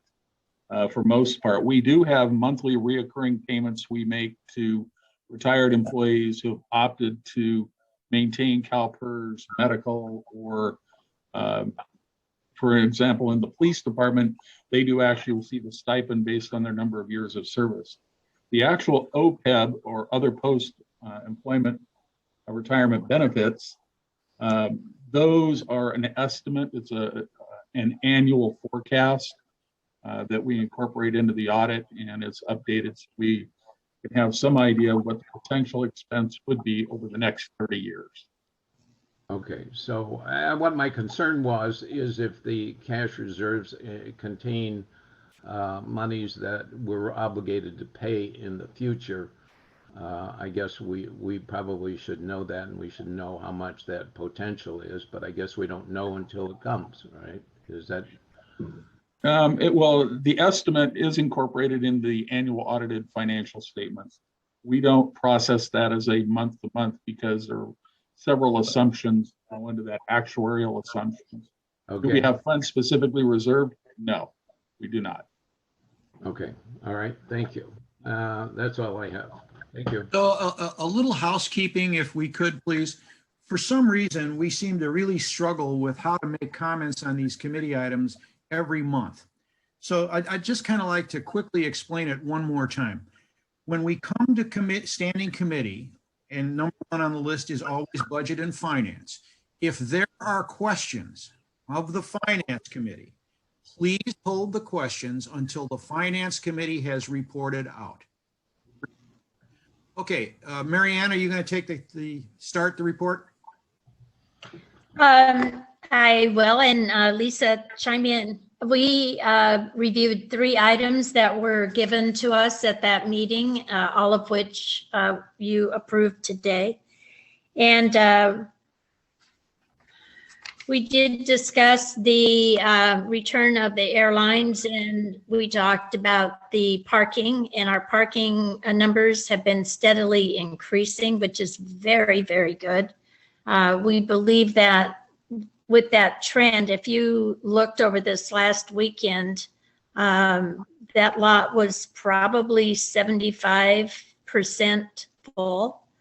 And when I came out of a meeting on Friday, there were actually people rushing into the short-term lot to park, asking, can we park here if we're going on the Vegas flight? I'm like, yes, of course. So I think, for that, we are seeing some really good trends in, but again, it's the beginning, so we don't want to be too overly enthusiastic. I believe we also did talk about just the budgeting process going into this year. And we talked about the GA hangars. We talked about ARs. A couple of our problem tenants have now been resolved, and we were able to offset some of the delinquent rents with deposit money. And one of the problems, who had moved to Arizona, had a subtenant who is now our tenant. So, we just continue, I think staff continues to work through this to know exactly who the tenants are over there and what they're paying and who's paying who and how this is all working. So, Lisa, did I miss anything? Nothing that comes to my mind. I think it's a good report. So that's our report, Director Curcio. Thank you. And Director Sabo, did you have additional questions? On the committee work, I think I understand what you're saying. We're just commenting on the committee's reports. Is that right? Is that what you're? Yes. Yes. All right. No, I don't. Okay, I actually do have a question, and I may have overlooked it in the past. If I have, I apologize ahead of time, but I couldn't seem to find a report on the CARES Act. We did not receive one at this finance committee meeting. So is there a reason that we did not receive a report? There was one incorporated on the last 2 pages of the packet, and if it was omitted, it was omitted during copying. So I apologize for that. Yeah, it was So not Tim, even. can you just give us a quick update on where we are? Quick update. For February, we actually switched. We went from the CARES Act to the CRISA Act. I believe the executive director shared his concern about how to use the funds. And we actually submitted for $293,000 for February. The money came in late March or early August, so we have already received that money. Very quick turnaround. Every submission for CARES Act or CRISA Act has been a quick turnaround. So that's where we are right now. We still have about 8.8 million left in the CARES Act. We have approximately 1.8 million left in CRISA. We haven't received any information on the American Recovery and the American Recovery and Reinvestment Act yet. So we're still waiting for that. I do have another question. Yeah, I'm sorry. I'm sorry. We do know, however, that in the American Recovery Act, we should receive a grant for $3.2 million. So the other thing, I think, in case Tim and Mike have not seen this, the ordinance that was just signed by the governor last week on retention does also have a component on airports.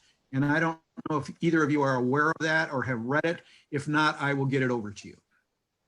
So Gary, we actually had a pretty big discussion about that last night at the special districts meeting. And it does not include us because we are not owned by a county or a municipality. We are a separate district. So we are under a different umbrella according to what we heard last night. Good. Yeah. Good to know. Lisa, anything? Not on finance, no. Very good. Bill, is your hand up again or still? No, I got my question answered. So, good. Okay. Good. Thank you. Okay. Seeing no other hands from directors, we're going to move on to air service. And Bill, I would just love it if you would take that on, and I'm sure you'll do a great job. Well, thanks for that vote of confidence, Gary. My pleasure. Yeah, I think the report actually covers most of what we did with the amendment that I provided. We didn't have a whole lot to work with. We met on April 7th, and so there wasn't really anything other than the noise report available to us and comments. Mike reviewed with us what the projected schedules look like, the additional air service that's coming. He did that verbally, and we then pretty much kind of focused on air service, outreach to the airlines and new air carriers. I expressed some concerns about the extent to which we are getting passenger comments. We've gone 2 months without a single passenger comment, and I indicated that my concern that we are not getting comments, either good or bad, from the public about the airport, and inquired as to whether or not they're phoning them in or they're providing comments on the website, and I was informed we didn't. So hopefully going forward, we'll have a little bit more information to work with on things like cancellations. And my concern about cancellations were in February, we had like 12 cancellations, and I didn't know whether those were due to weather or not. In March, I now see in the information that came in the board packet that we only had like, I'm spitballing this, maybe 3 or 4 cancellations. Cancellations are a real degrade to our confidence of our outbound passengers here. And so I think we need to always be paying attention to that. So Not a whole lot to report from the Air Services Committee that isn't in the minutes. I'm done. Thank you. Any questions for Air Service? I, Yeah, Lisa, go ahead.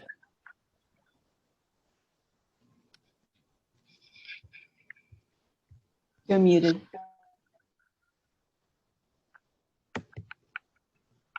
Still showing that you're muted. There you go. Yep, I think I'm unmuted now. Sorry about that. And then my screen, my little box moved too. So I think item H, agenda item H, which shows the TSA pre-check and the electric vehicle stations, just pictures of those things. I think those are great improvements. And I just wanted to thank, all involved and staff for getting those things.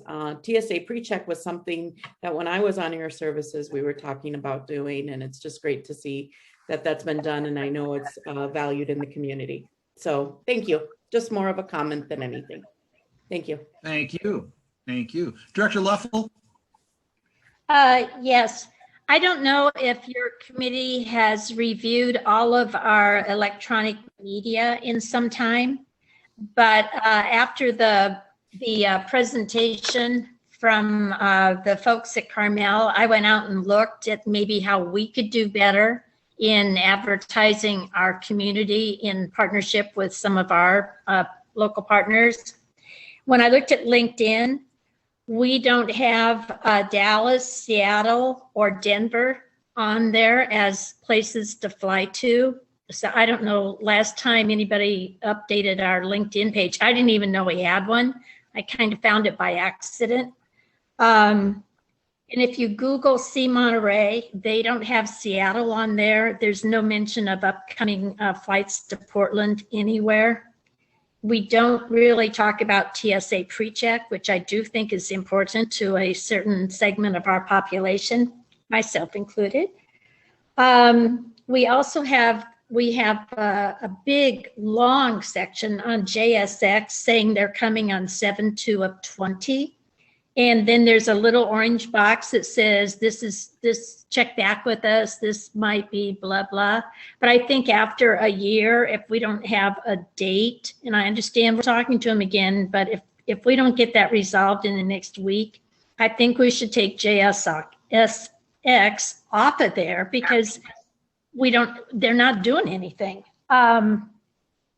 Our articles have not been updated, and I know that we have been pretty good at getting good press coverage, but there's just a level and then they stopped. So I don't know quite how all of that is working, but I would really ask the committee to review all of those and maybe have a presentation and then come back to the full board with how they can be better.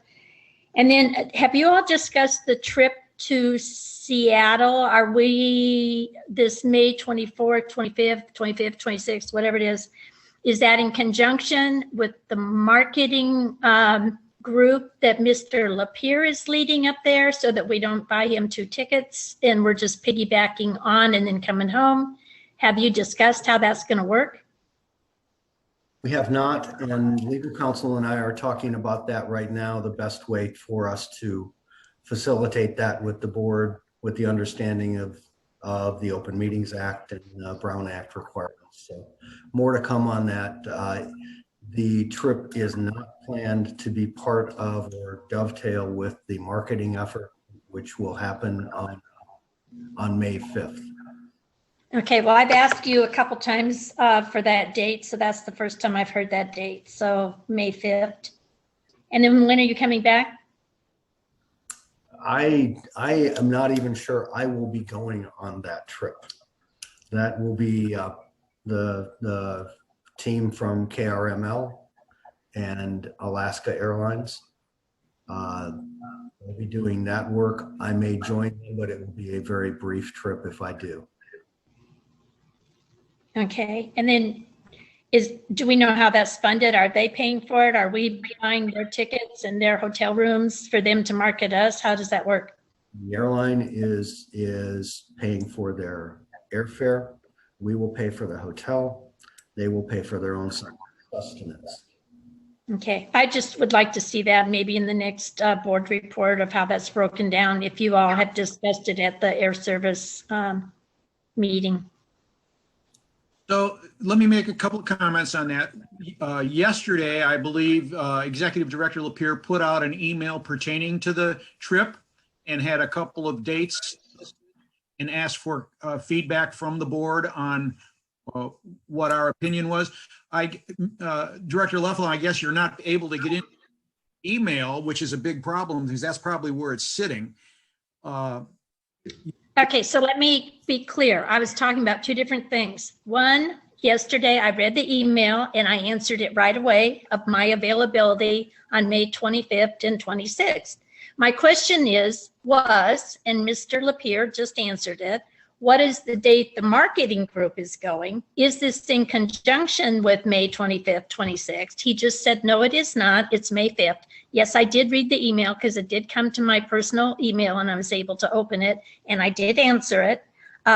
So I don't think I'm confused. I'm just trying to understand exactly what we're doing and what the cost is and who's doing what. So pertaining to the social media piece, we did have a discussion in Air Services about this. And I believe that Director Lapierre is going to be coming back to this board with some suggestions on how to make it better and upgrade it. And so we are aware of it. But Mike, what I would suggest is we get somebody to clean up that website or all that social media stuff as soon as possible and get the dead stuff off the air and maybe just get it revamped, because if we're going to expand our social media, it's not going to be overnight. I do think we should clean up all of those platforms and the web necessary. Yeah, and I too was not aware that we had a LinkedIn page, so I'll look at that. I'm not even sure that that's ours. It may be someone else's, but doesn't matter. I understand what you're saying and we'll get it cleaned up. Yeah, we The only do. way I found it is I looked at something that took me to Carl's, and then Carl said he was linked to the Monterey Airport page, and I was like, wow, I had no idea. So I went to that, and that's where I found it. Obviously, it's old when we don't even have Dallas or those flights on there. So then the next thing is I'm just responding to your report, Mr. Curcio, of what you talked about, and I've never seen where you've really addressed the electronics. But I looked at this with the print ad in the pine cone, and I would really suggest strongly that we take a look at the advertising that's possible in the Monterey County Weekly, because I believe that's a different readership than the pine cone. And I think there are a lot of people who pick up both of those because they are free. And so if you all could just have a discussion about the merits of doing print ad and whatever. And then the Herald has been a huge supporter, and we have had a myriad of front page or second page articles. And I believe that there are still people who read that. And because it is daily electronically, if you buy ads, both weekly and on the Weekly and the Herald, if you buy ads, they pop up if you pay. I don't know how it works, but somebody needs to look at it in the electronic version so that it's not just if you buy the newspaper, you see it and throw it away. You actually see it electronically. So I would just like you to maybe have a discussion about all of these things. I would feel comfortable that that's part of the committee's task. Thank you. So noted. Mike, make sure we have that as part of the agenda for the next air service. Sure. Okay, Bill, you have your hand up. I do. I just wanted to respond to Director Leppel. I think with Director Curcio's input, we will schedule a number of items related to what you were talking about. The website omissions. For example, we have the rental car company still closing at 9 o'clock at night or something like that. And they're not closing at 9 o'clock. They're closing at 5 or 6. We need to clean up the websites, and it'll be on our agenda to talk about it, as well as LinkedIn and reports. I strongly favor having a newsletter connection with our users out here, and We'll also talk about the print ads as part of our agenda, among other things. So I just wanted to let you know that your comments are noted. Thank you. Scott, do we have a hard stop at 11 because of closed session or no? We don't have any of the attorneys on at closed session? No, sir. Okay, very good. All right, any other questions for Air Service? Seeing none, Director Miller, will you please report out on the lease committee? Be happy to. Can everybody hear me? Yes. Okay. We talked about three main things at the lease committee. We've already discussed in detail two of them, the L&B contract and the Tarpey's lease modifications. I don't see any reason to go over those again. The third thing we talked about was the parking lot concession contract, and the opinion was to delay that. Mike, refresh my memory, was that for a 1 or 3 year period? 3. 3-year period. 3-year period. Yeah. And they hadn't come to us or to Mike at the time of our meeting, but Reef, the new name for Republic Parking,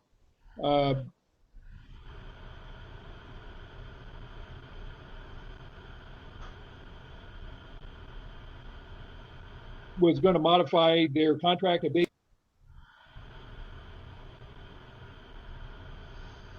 Carl, you're in and out again. Okay. Yeah, I apologize for that. Much better. My question was, Mike, Republic was supposed to be, or Reef was supposed to get back to you with some suggestions to modify the arrangement. Have they done that? They hadn't at the time of our meeting. No, they have not yet. Bob and I are still talking about timing of that. The hope is to bring it back to you at the May meeting. To the whole board? Correct. Okay. Okay, well, that's all I have, unless someone has a question. Director Leffel? Oh, sorry. No. Okay.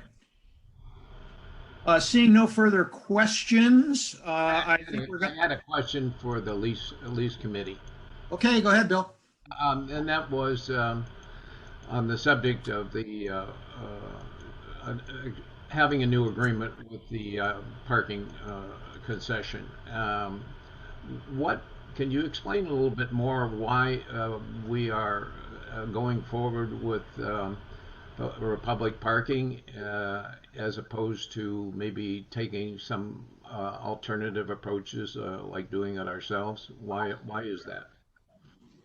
The thought process, Director, was simply that during the time of uncertainty during the next few years, it would be best to stay on the same horse that we've been on.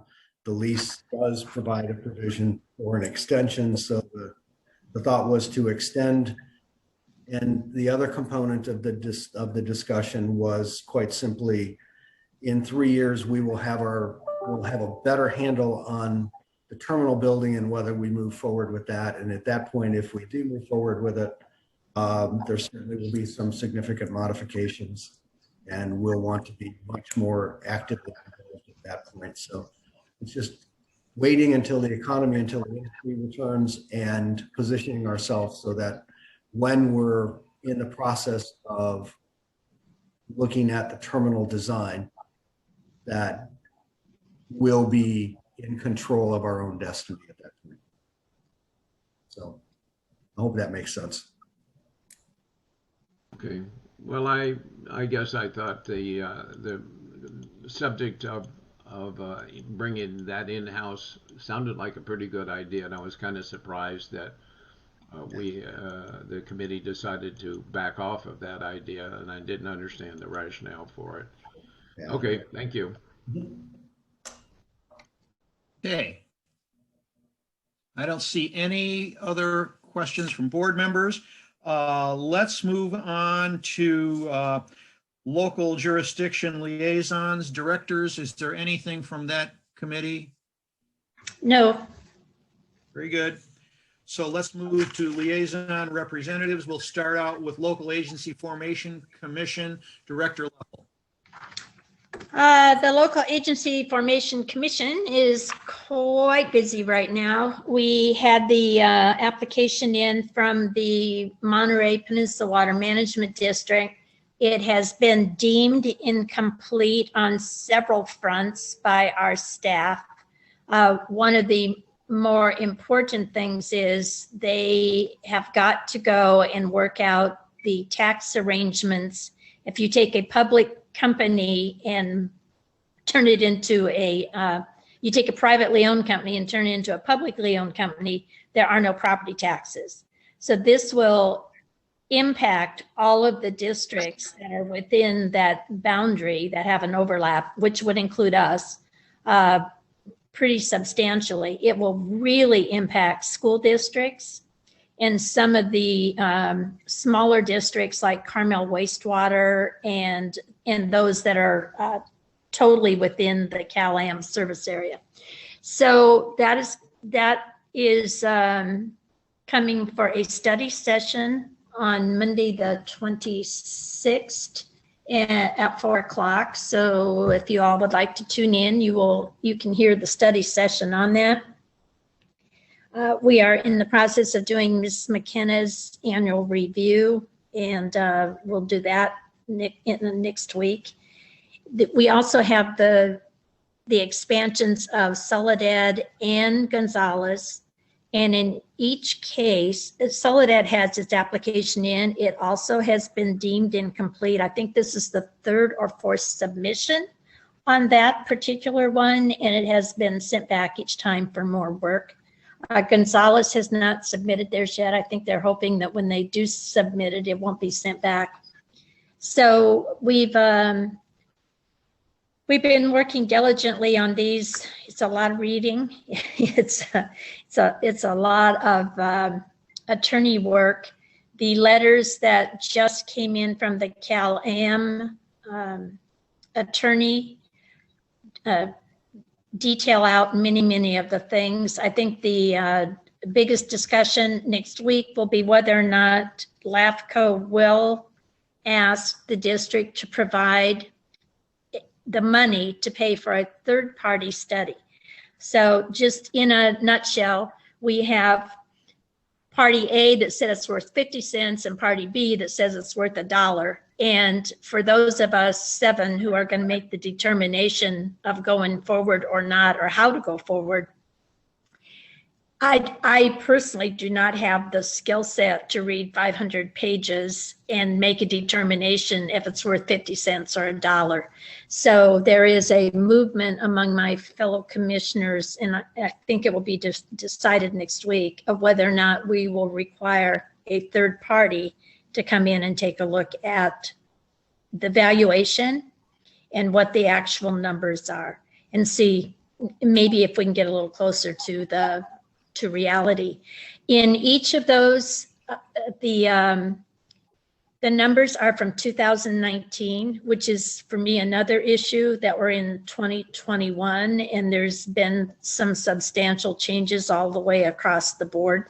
So anyway, we'll see how it is, but I continue to be very involved. I chair the Finance and Budget Committee, and we just authorized the addition of an outside consultant to work with staff, because one of our key staff members is going out on medical leave for at least 6 months. So that in the middle of all of this. So it's an interesting time right now at LAFCO. I'll take any questions you have on it. So Director Leffel, I did hear from a pretty reliable source that there's a strong possibility that when you convene the study session, it is going to be delayed and rescheduled. Do you know anything about that? That is going to likely be what, Gary? Rescheduled.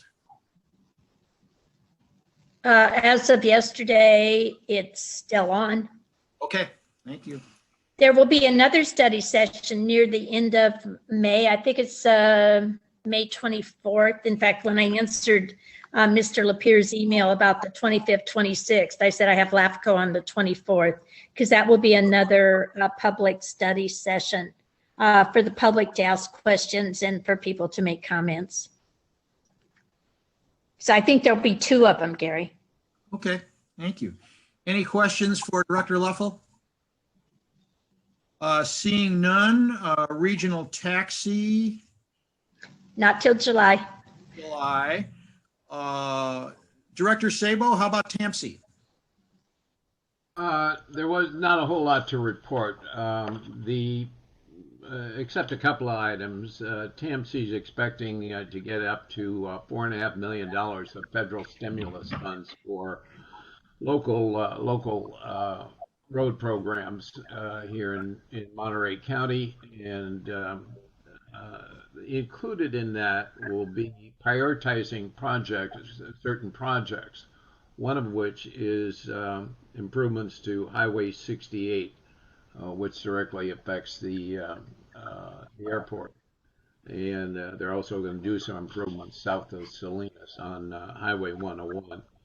The other thing I wanted to report was in response to some concerns I guess the executive director had for AB 339, which is a piece of legislation that's pending in the legislature regarding virtual meetings and requirements for translators and all that.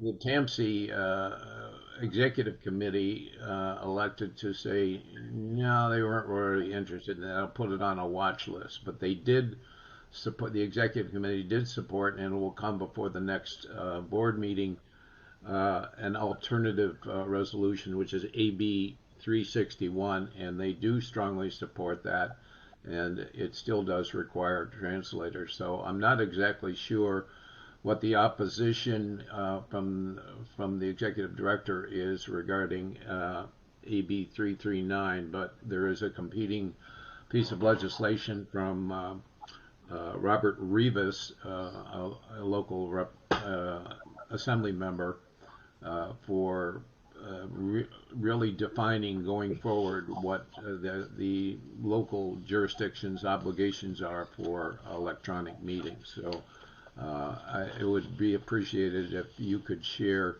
could share concerns so that I can carry that forward in the next TAMC meeting on that piece of legislation, if it's really important to us. That's all I have from TAMC. Any questions for Director Sabo?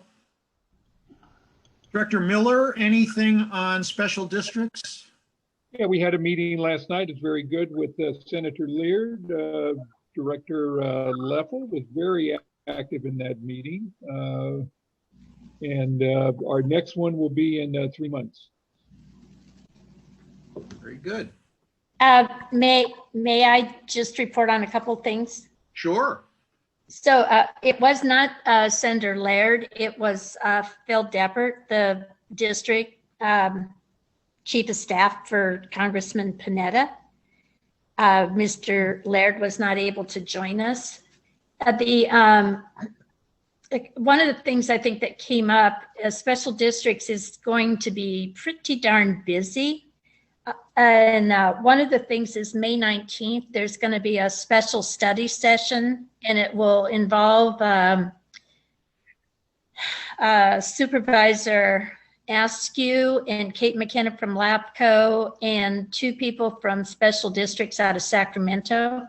But it's to study whether or not the East Garrison should become a special district, standalone district on its own, which will take legislation, but they've been moving in that direction. So they have 2 things to do. One is to either be annexed into Marina, which probably doesn't work real well because there's about a 2-mile gap from the current border of Marina out to the edge of East Garrison, or whether or not they would become a special district, which was what the Board of Supervisors intended to happen 25 years ago when FORA was created. So that came up last night. Also, the CSDA is going to do a coastal workshop on April 9th, and it's for the membership only, but it is on how to work with the Coastal Commission, which should be pretty interesting. What they're finding is a lot of districts up and down the coast have need of doing things with expansion or with legislation, and then they run into a problem with the Coastal Commission and have a competing interest. So they're going to have a full workshop on working with the Coastal Commission. They've also got a new membership category, which is for non-member districts under 250,000 in annual revenue, that they will be allowed in on a pay what you can do structure, however that works. But I guess they're trying to get a lot of these small districts under the umbrella so then they can help them with transparency and with ADA accessible websites and that sort of thing. You're laughing, Gary, but I'm telling you, it made me laugh last night, but it's what it is.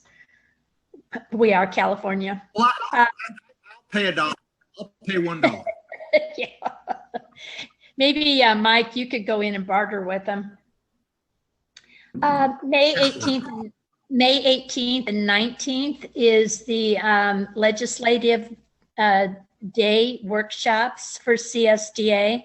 And again, this year they'll be virtual. Carl and I have attended in the past and found them to be very beneficial while we're in Sacramento. I attended last year virtually, and after about 4 hours, I just turned it off because it was just ridiculous the way it was handled. So I was pretty vocal with my comments, and they tell me they're going to do much better this year. My ticket is comped because I'm president of special districts for Monterey County. But if two of you wanted to go, they have a buy one, get one free. So if someone on the staff or on the board, if two of you wanted to go, it will cost you the price of one, is what I'm saying. April 30th through September 2nd is the annual conference for CSDA. Again, I think Bill may have attended too, but I know Carl and I certainly did. And it's in Monterey, and it was really good. The last two of those that we attended were excellent. So it's a way to really interact with other districts and see best practices around the state. And I've fully recommend, as they put this together, that if they have a good lineup, that you all attend. It'll really give you a lot more, I think, insight into how districts work.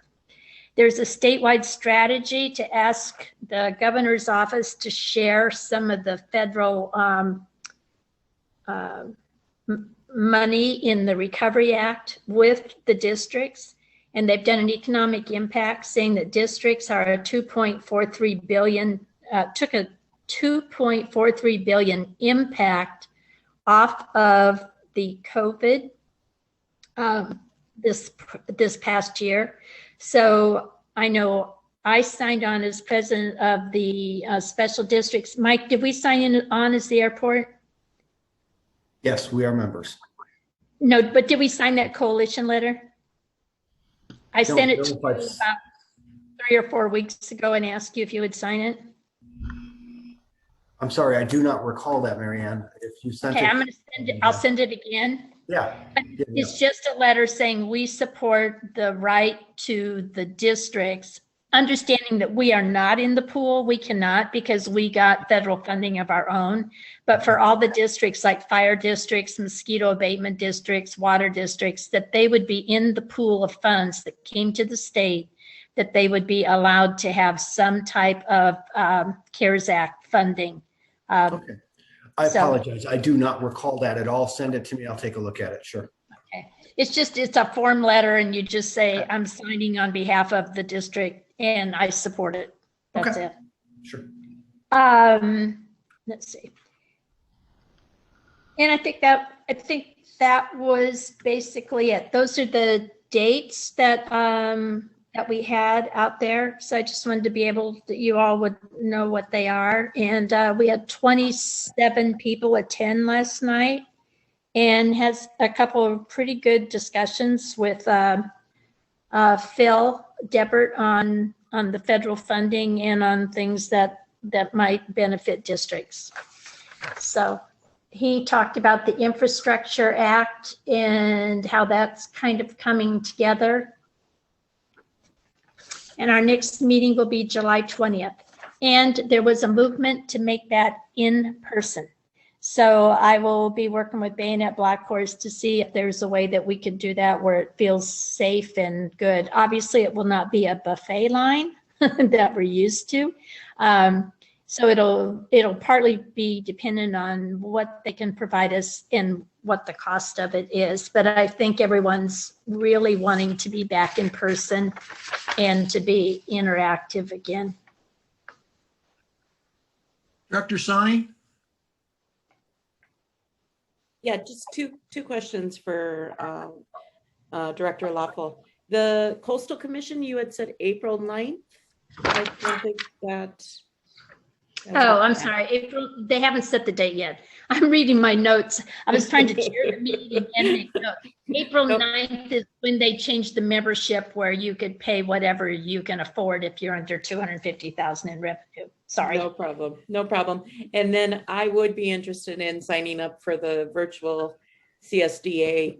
If there's anybody else, either in staff or on the board, that would be interested for the 2-for-1. So, and hopefully it's not as dry as some things, but sometimes you can at least multitask and pick up things here and there if it is dry. Yeah, it was dreadful last year, horrid. I attended, yeah, it was, I had a really hard time with it too.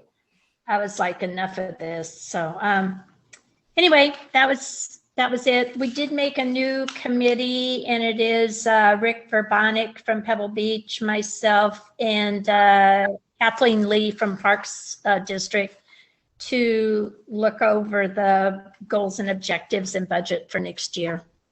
And I can tell you the budget is about $2,100. The committee meets and it takes about 15 minutes and an hour and a half to eat lunch. Director Sabo. Marianne, would you repeat again what the dates are for that Monterey Special Districts Conference? The conference is August the 30th through September 2nd. I think it ends at noon on September 2nd. And it will be at the Marriott Hotel for the conference. And then they'll have spillover if they need it at the Portola. Okay, good. I thought that was a good conference in the past. There's things to be learned there. Thank you. Carl can teach all of you how you can get more raffle prizes than anybody. I'm not so sure based upon the fact that I'm not sure you even attended that meeting last night, so Carl. It's an art thing. I had tuned into it, but I was also at another meeting. Okay, moving on, folks. Executive Director Lapierre, do you have anything from AMBAG? We met a week ago tonight. Most of it was just normal, regular business, but we did get a presentation on an initiative by the California State Transportation Agency on a program called the Climate Action Plan for Transportation Infrastructure. AMBAG is likely to take a negative position on this one. In essence, CalSTA is trying to impose some new requirements on infrastructure development that would address climate change. Those include things like bike lanes and wildlife paths and things of that nature. It could be fairly onerous and not without cost. So it was just a presentation. The next presentation will, and most of this will fly under the TAM banner. So Director Sabo, look out, it's coming your way. Okay. So, I want to, Director Leffel. Mike, I got the email yesterday from MPAD about, and the board might be interested in this. There's a study session on Monday, May the 10th from 5:30 until 7 that MPAD is putting on, and that's the Monterey County portion of it. I don't know if you talked about that in your meeting. We just talked about the fact that there will be some workshops you'll see probably pretty close to what we saw at the regular board meeting. But it would be interesting to attend if you have the time. You know, this is an issue that we're going to deal with, and particularly in the state. And the fact that we have to address climate is certainly, climate change is certainly in the forefront, but the impacts on transportation infrastructure and the projected impacts on transportation infrastructure as a result of this initiative could be fairly onerous, and it's something to pay close attention to. Yeah, so this is the Sustainable Communities Strategy and potential strategies to help local communities get there. So it's May 10th from 5:30 until 7.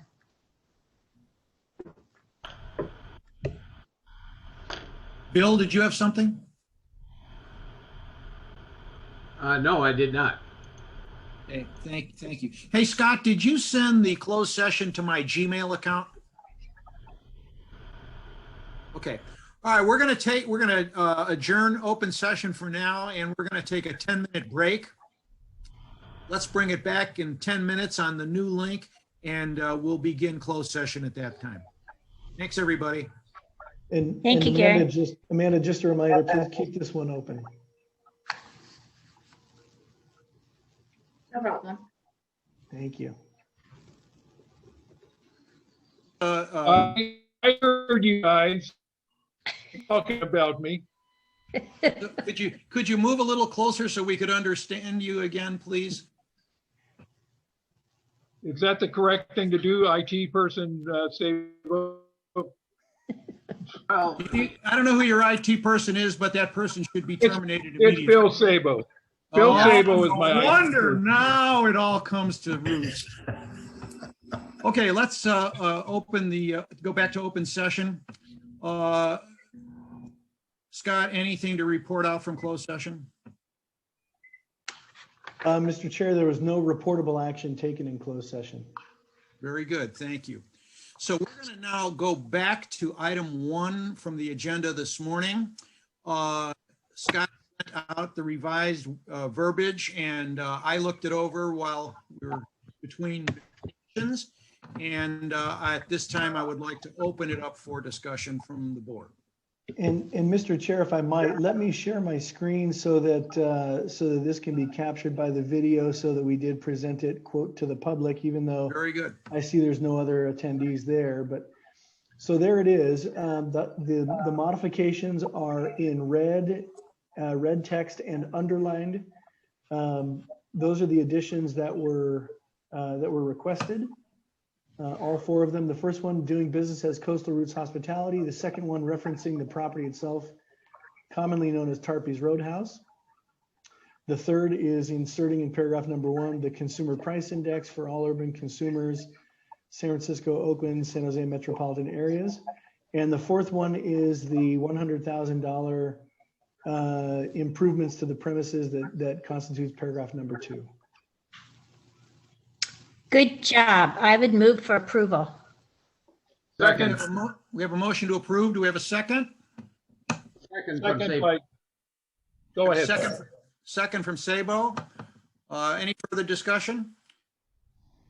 Amanda, roll call vote. Director Sani, Yes. Director Leffel, Yes. Director Sabo, Yes.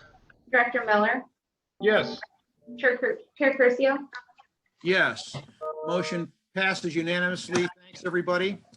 We're going to go on with the agenda at this point. Executive Director, do we have any pending requests for future agenda items? None that we are aware of. Okay, would we have a discussion, please, of anybody that would like anything added on a future agenda? Keep in mind, we have a parliamentary rule that a suggestion would require a second. Mr. Chair, I would like to have a presentation on where we are with our unfunded liability. I see that it's growing. I'd kind of like to have a presentation on that. Okay, that seems reasonable to me. Can we have a second? Can we have a second? Very good. Director Sabo has seconded. And do we need a roll call vote? You might as well, huh? Amanda, go ahead and have a roll call vote. Director Sani, Yes. Director Lessel, Yes. Director Sabo, Yes. Director Miller, Yes. Chair Curcio. Yes. Very good. Michael, please see that happens. Would ask that you consider allowing that to be part of the budget presentation as well. That'll certainly be at Finance Committee a couple of times and will be to the full board as well. So we can cover that in the budget discussions because it does have a budget impact. Huge. Good, Director Leffel? Yeah, we'll see. If it's not enough, we'll ask for more. There you go. Okay. Very good. All right.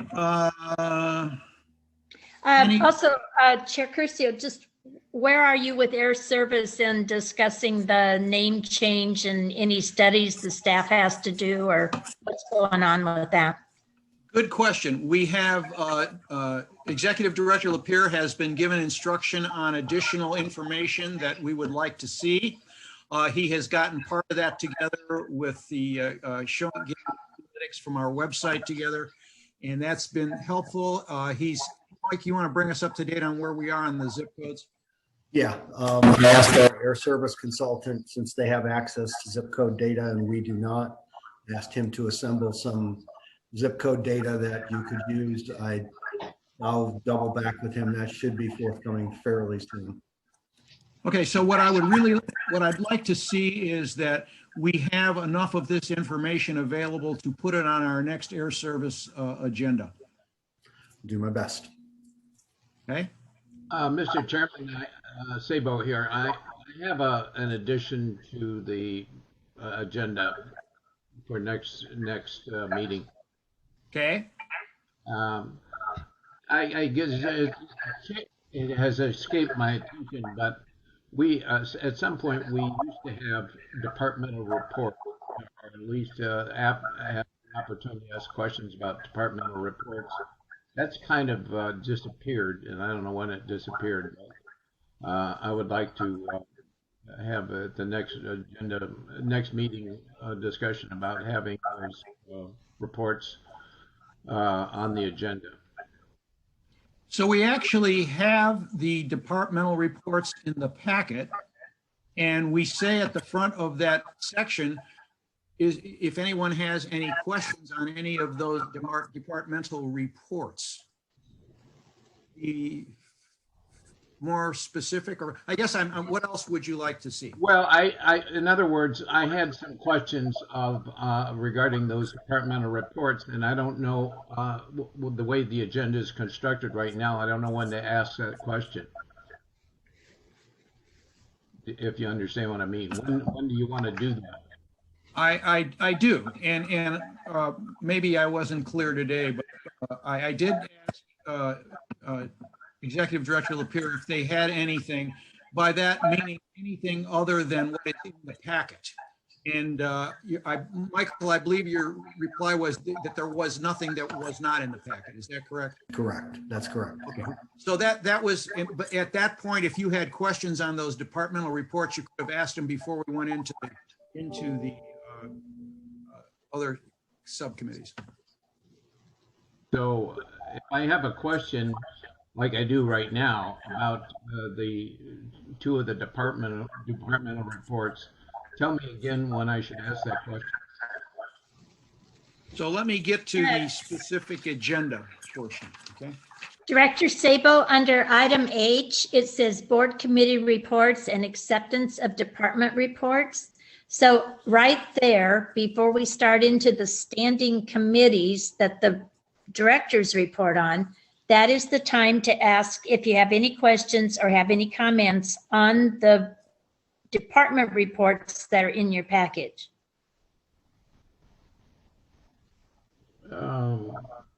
Oh, yeah? Okay. All right. Well, that was all unclear to me. Okay, so that's when it is appropriate. Now, I have no objection. I may be out of line from Robert's rules, but if we want to allow Director Sabo to ask these questions now, I have no objection to it if it's good with everybody else. Well, I appreciate that. They're not complicated here. I just wanted to kind of clarify something. And that was in the operations report. It's my, and maybe this is a little bit for the finance committee as well, but it's my observation that we continue to lose between $1,500 to $3,000 a month for taxi cab monitoring. And given that the taxi cab operations are kind of in a decline, I'm wondering if we ought to at least take a look at the necessity for all that. Is there an alternative way to kind of corral our taxi cabs out there without having all this expensive equipment to monitor them? So that's a question I have. Can you respond to that at all, Mike? Yeah, my suggestion would be I would strongly advise against that. We have the cab companies working well with us now, and they adhere to the program that we have in place. I would hesitate to change that. As we come back out, taxi cabs are going to get, they're going to get more, they're going to get busier. We know that as we get busier, they get busier because frankly, we're one of the only places they do business in town. And I would hesitate to lose the program that we have currently.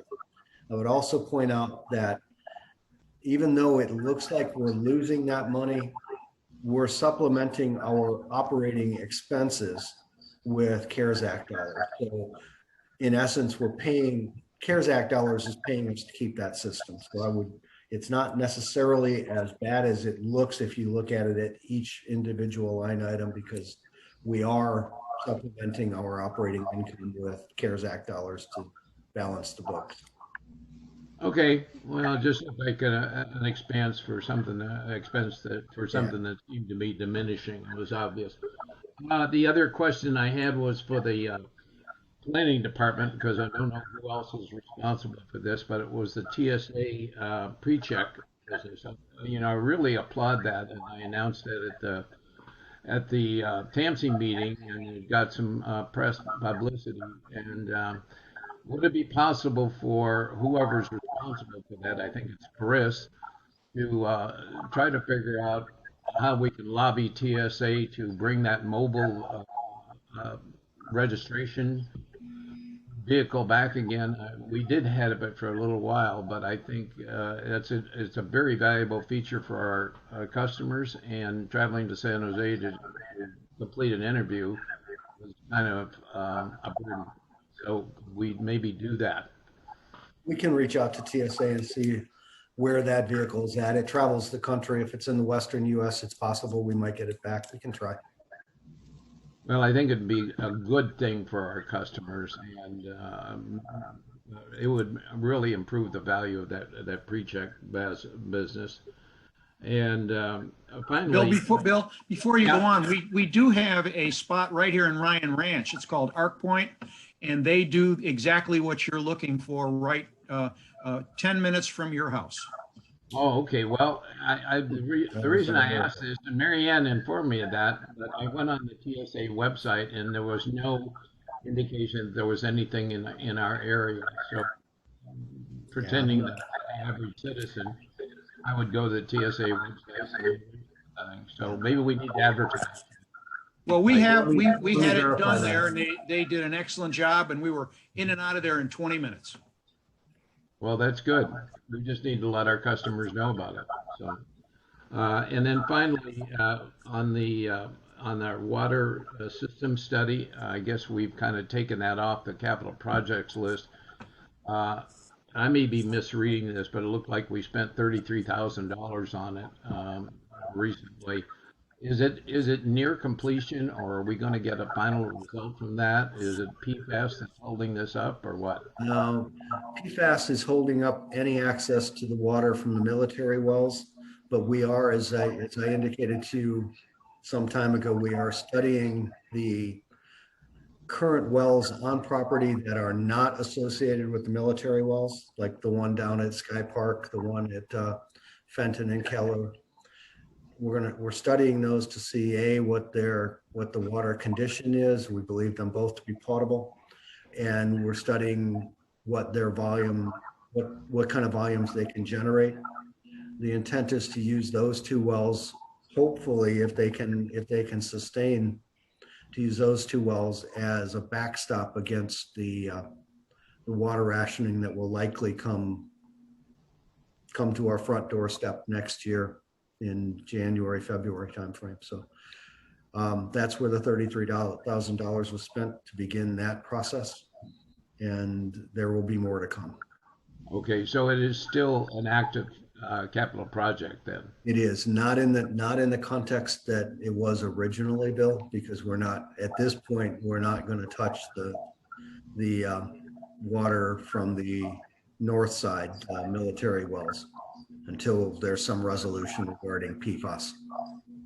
Okay, thank you. And thank you, Gary, for accommodating my questions. I'll read the fine print a little more carefully. I'll try to be a little more clear next time, Bill. It's probably my fault. Director Miller? Yes, I'm here. You have your hand up. Oh, I did. Yeah, that was about the upcoming site visit in the Seattle area, but I'll just wait to hear more on that. Nothing.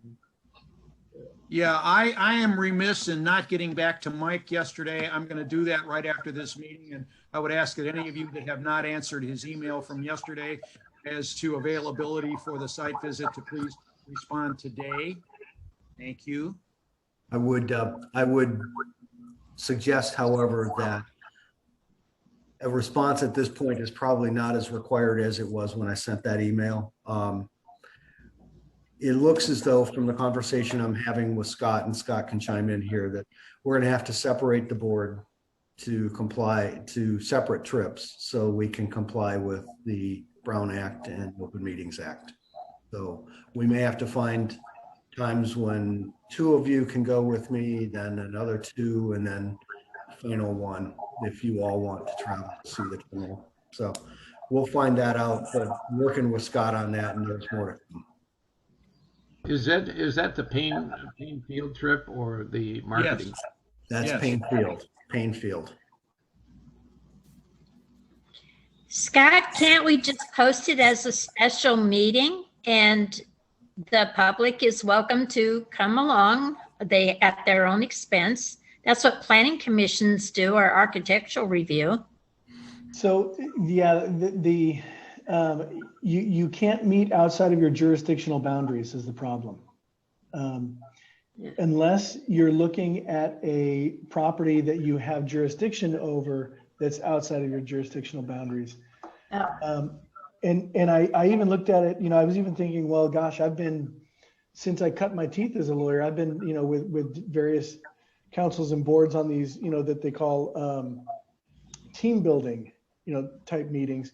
And interestingly enough, there's squarely a court decision says team building outside of the jurisdictional boundaries is not okay, which was a surprise to me. I never even thought to look it up, but I was looking up, in this one, and it's not. So unfortunately, there's nothing that gives an exemption for the board to meet together outside of its jurisdictional boundaries for this issue.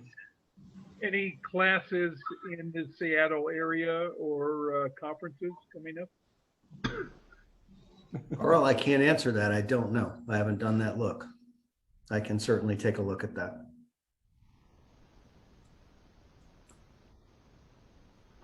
So speaking of conferences, Mike, maybe we should, not now, but at the proper time, sooner rather than later, get something out with a list of conferences to who's maybe interested in doing some traveling in the coming year, because after June, I think things are going to be pretty well wide open.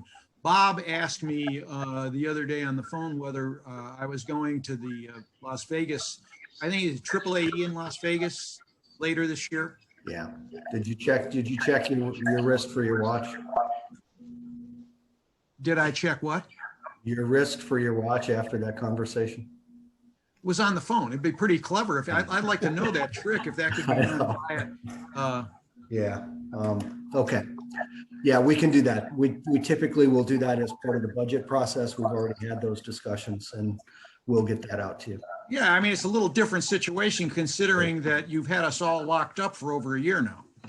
Well, and I don't intend on taking those locks off too far. Pent up demand, Mike, pent up demand. Exactly, yeah. Okay, anything else? Anything for the good of the order? Lisa, are you doing that virtual training or virtual conference that you were looking at? In May? You're Yeah. talking? Yeah, I'm planning to do that. I would like to sign up for that. Mike, should I reach out to you or Amanda for that, or? I think when you sent that to me, I asked that Amanda take the lead and get you signed up for that. Has she not contacted you yet? Well, I think this is for the district, special districts. Oh, okay, this is The one different. we talked about today. Okay. And I Yeah, did get just reach signed up out. for the other one. Yeah. Just reach out to me and you Okay. never know, I might take the buy one, get one free. Okay. Okay, anything else for the good of the order? All right, thanks, everybody. Appreciate your time. We'll Thank you. adjourn. We need a motion to adjourn, sorry. So moved. Second. All in favor, yay. Bye. Have a All great right. day, everyone. Bye. Thank you. Bye-bye. Thanks, everybody.